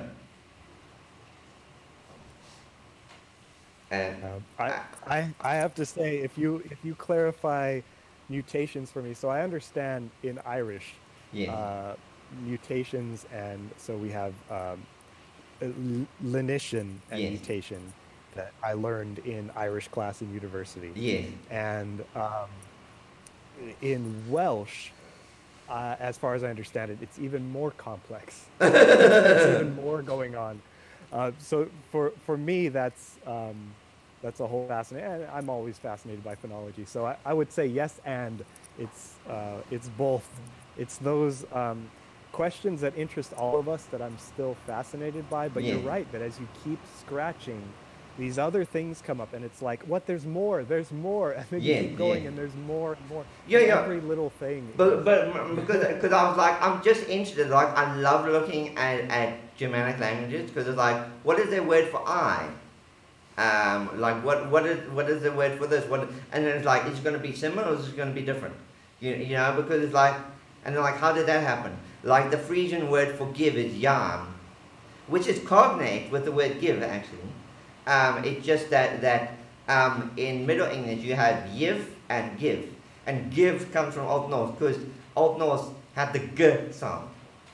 But Anglo-Saxon had long since changed that to a y. So that's why, for instance, we have the word yard. And that's cognate with the word garden because garden comes from German. So Garten and yard. So The Anglo-Saxons were like, oh, we don't need the G sound, let's just make everything Y. That's how things that's how things happen. So speaking of sort of things that people are popularly interested in, but as you dig more, you realize that your interests might lie elsewhere, that it gets more complicated. So one thing I noticed is we're drawn into historical linguistics by the promise of the tree model. Yes. How interesting it is to derive languages genealogically from each other. And as we read more into, if you study more and understand more about language contact, yes, convergence, divergence, and all the complex phenomena in history that actually happen, how limited and limiting that model can sometimes yes, be, and how it's a fun party trick, but in the end, there are all these histories that create this much more complex picture, borrowing and influence. It's more like a box. There's a Proto-Germanic box, and English picks some words from that box, and German picks some words from that box, and so we'll never know what the actual Proto-Germanic language was like. Because I read a lot of nerdy comics, and the one nerdy comic was a guy travels back in time 6,000 years and just says the word wheel to an Indo-European. So like, assuming our reconstruction was correct, he would say a word that would be understood. And the guy responds to him and says, how the hell do you know the word for wheel and not the word for hello?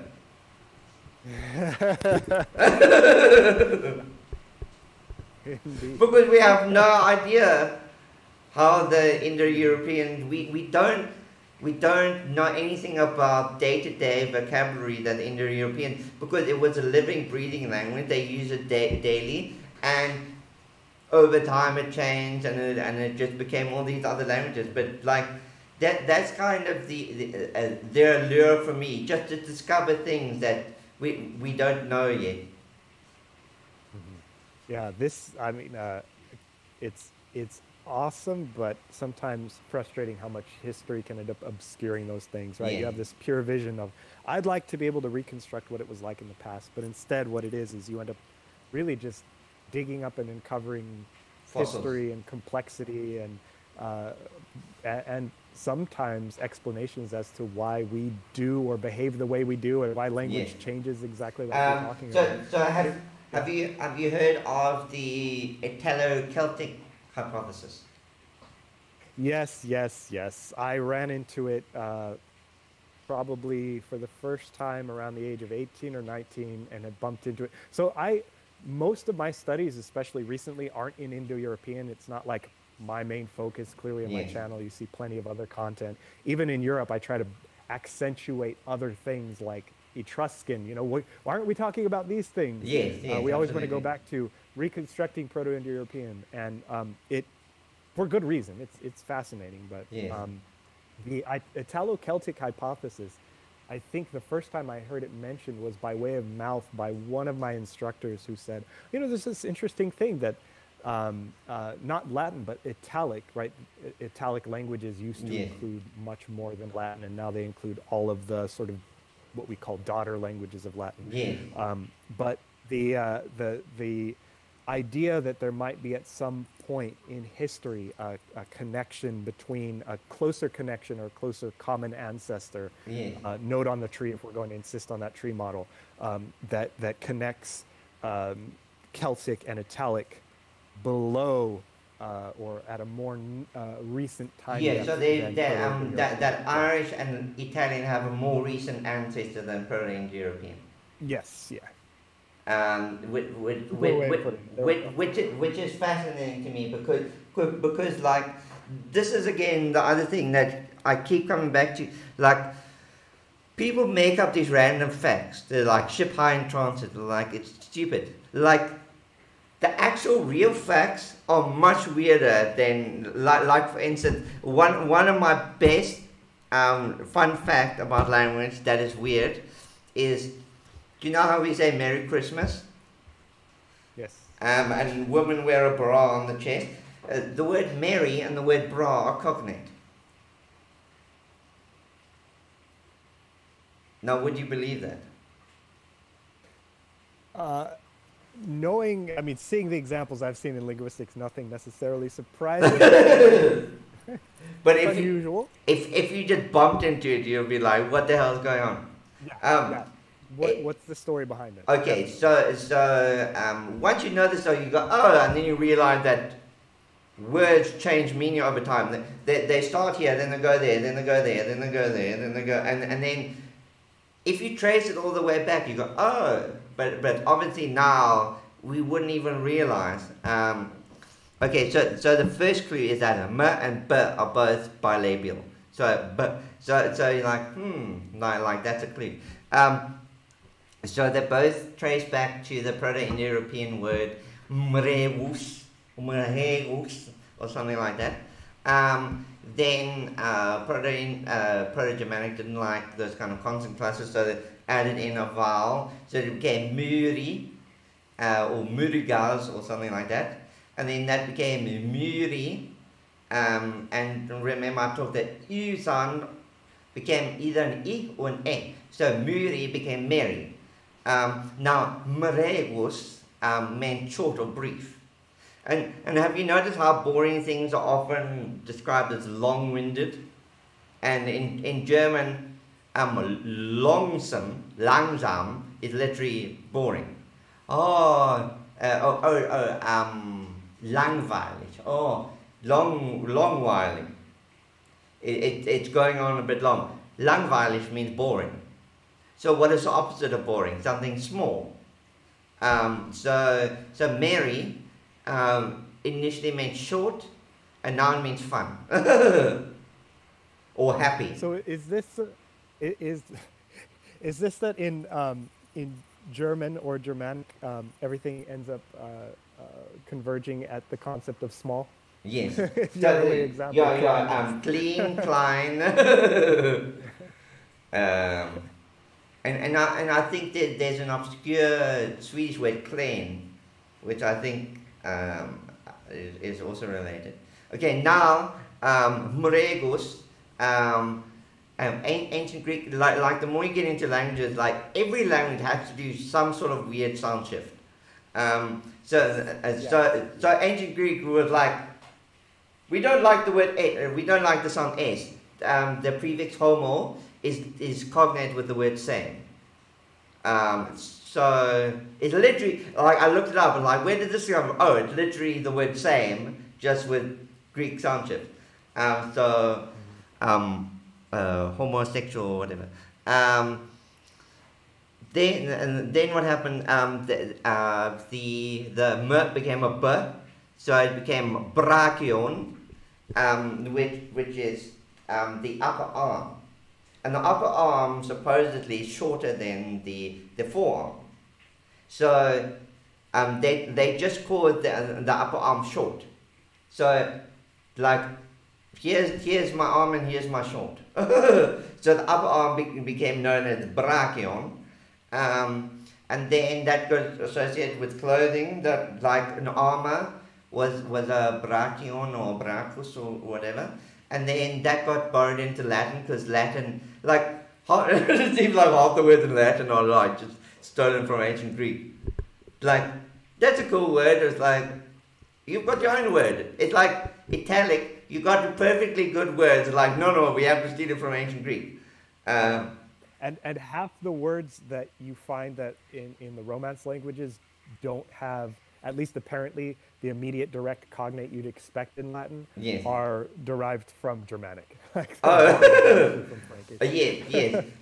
So in European languages, it either comes from Germanic or ancient Greek. Because it's like I made this one comment that said, the German people are taking over everywhere. We need to defend against them, and then I underlined all the words, like it's a French person speaking, and I underline all the words in French that come from Germanic. It's like they've already won. And then the Greek aspect, I'm sure it's like the, I'll date myself with this reference, but Big Fat Greek Wedding, the father, if you ever saw that. All words come from Greek. Yeah, all work comes from Greek, yes. Kimono comes from Greek. Oh So yeah, yeah, the same thing where you can. yeah. So then I think body armor or like a chest plate with a brachion, and then it got borrowed into Latin, and then eventually it got borrowed into French, and I think brassiere was originally some kind of upper body clothing, and then it got narrowed meaning over time to just female clothing, and then it got borrowed into English as brassiere, and then people were like, no, that's too long, and then it became bra. Just shorten it. Yeah. But what's fascinating, even though they've been separated for so long, you can still notice the similarity. It's still got the R in it, and it's still got the label in it, even though they've been separated. So like, the more I learn about languages is that like, they change a lot, and they don't change at all at the same time. Yeah. Like the Proto-Indo-European word for all is all. So it's like, I'll, and they were like, oh, that's good enough, it doesn't need to change. It reminds me of one of the critiques of was it Ruhlen's proto-world hypothesis was some people looking at some of the proposed reconstructed forms and saying, that's just too suspiciously close to what somebody would say today. Like, I think his reconstruction for the word for water sounds very much like aqua. Aqua, yes. What would be, yeah.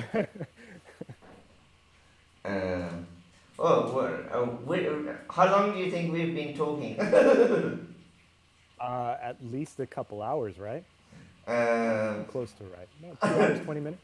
2:15, something like that. Yeah. I hope you were going to say, oh, we've just been talking for like 10 minutes. It's like, no, actually. So we've been talking about 2.5 hours. That's amazing. Well, time has flown. But that yeah, I thought I was going to be professional this time and talking about like philosophy of creating creative material and stuff, and then you asked me about language, and then I couldn't stop.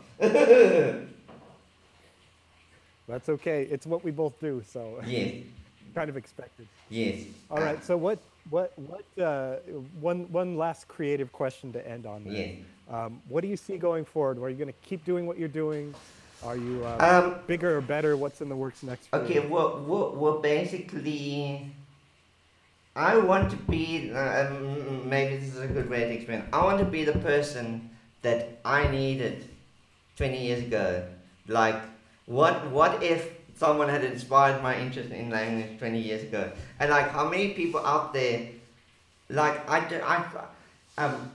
suppose the way to explain it is, like, the nerdy things that I was into growing up, like, I was into them because I liked them, but no one was talking about them, and now people like it. It was like, well, the thing hasn't inherently changed. Maybe what's changed is it's been popularized, and like, more people know about it. And maybe if more people knew about language, who knows what effect that can have. And like, especially for Irish, like, I wrote an article where basically I was very frustrated with the Irish spelling system, and then I just dived in, and I was like, I looked up examples, and I was like, what is this? Like, Irish has a bit of that system where you have conventions that don't make sense, that like, but people keep spelling it like that because they're used to it. But the advantage of that system is that it's very consistent, because like, okay, get over the fact that like, that EO is pronounced, well, like a certain sequence is not pronounced like any of the letters in that sequence.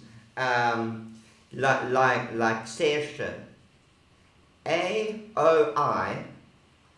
So there's an A, an O, and an I, and you don't pronounce any of those letters. You pronounce it E. So it should be S-E, but no, S-A-O-I. But that's a convention, because someone said, okay, we have broad and slender, and like, if you want to make this sound, then you use this combination. And basically, yeah, it's very consistent, because when you see A-O-I, you know it's going to have the air sound. So like once you get over that, and then basically the way I did the article was I just said, these are the conventions, and it's pretty consistent. Like, here's the idea, it's usually this, but sometimes it's this in this combination. And people are like, well, it actually makes sense now. So basically, what I want to do is I want to show that like Irish maybe isn't as difficult as you might have seen before. And like there's some tantalizing links with other languages. Like Irish also puts the adjective second, like Romance languages. And like I just think if there was more awareness about languages and also more ability to speak languages, it could create all sorts of interesting things. Because I think Irish is in a kind of chicken and the egg situation. Nobody speaks it because no one uses it, but no one uses it because no one speaks it. And so like if maybe, I think our job, like we enjoy reading these nerdy technical explanations anyway, but like we can use that depth of knowledge to produce things that are accessible to a wide audience. And you maybe to close up, where do you see yourself going? Are you just going to go more down the rabbit hole, and your email response times are going to go up to the months? No, I expect it to continue to take a while to get in contact with me, and that's okay. I've learned that's okay. That's how I am. Yeah. It's not a bug. It's a feature. No, I'm figuring out how to balance life with everything else, and giving myself the time to take time on the animations. Yeah. But yeah, expect me to continue with animations. I'm developing some tools, like I mentioned in private to you. I'm developing some tools to make the work better, easier for myself, but also look a little bit, hopefully, snazzier, and anyone watching to sort of care more, which goes along with what you're saying about popularizing material. Yeah. But I really do want to, I mean, my impact has been language storytelling. So continuing to do that, but in a way that really brings in stories that enrich us, that help us understand language change, help us understand speaker communities who maybe otherwise wouldn't be on our radar, but have amazing stories to tell. And yeah, I'm going to keep doing that. Keep having better representation for more and more languages. Oh, cool. So I'm just going to talk to you off in like 2 minutes or so don't disappear just yet. Understood. All right. Well, I'll say thank you to everyone for watching, and for anyone who followed along and listening to us muse about language for a couple hours. Then say goodbye. Bye. Bye, Josh. No, okay. Oh, not that one. Is it? Yes. Okay. Let me just, I'm just going to mute this a second. Okay, thank you everyone for joining me. I am going to find someone. I hope you enjoyed this chat. I still need to get better at organizing these things, but it's in the backlog, so you can watch it if you missed any bit of it. So I found someone who likes playing Crusader Kings. So have fun over at Jack, and tell him Steve sent you. Thanks. See you next time. Bye bye.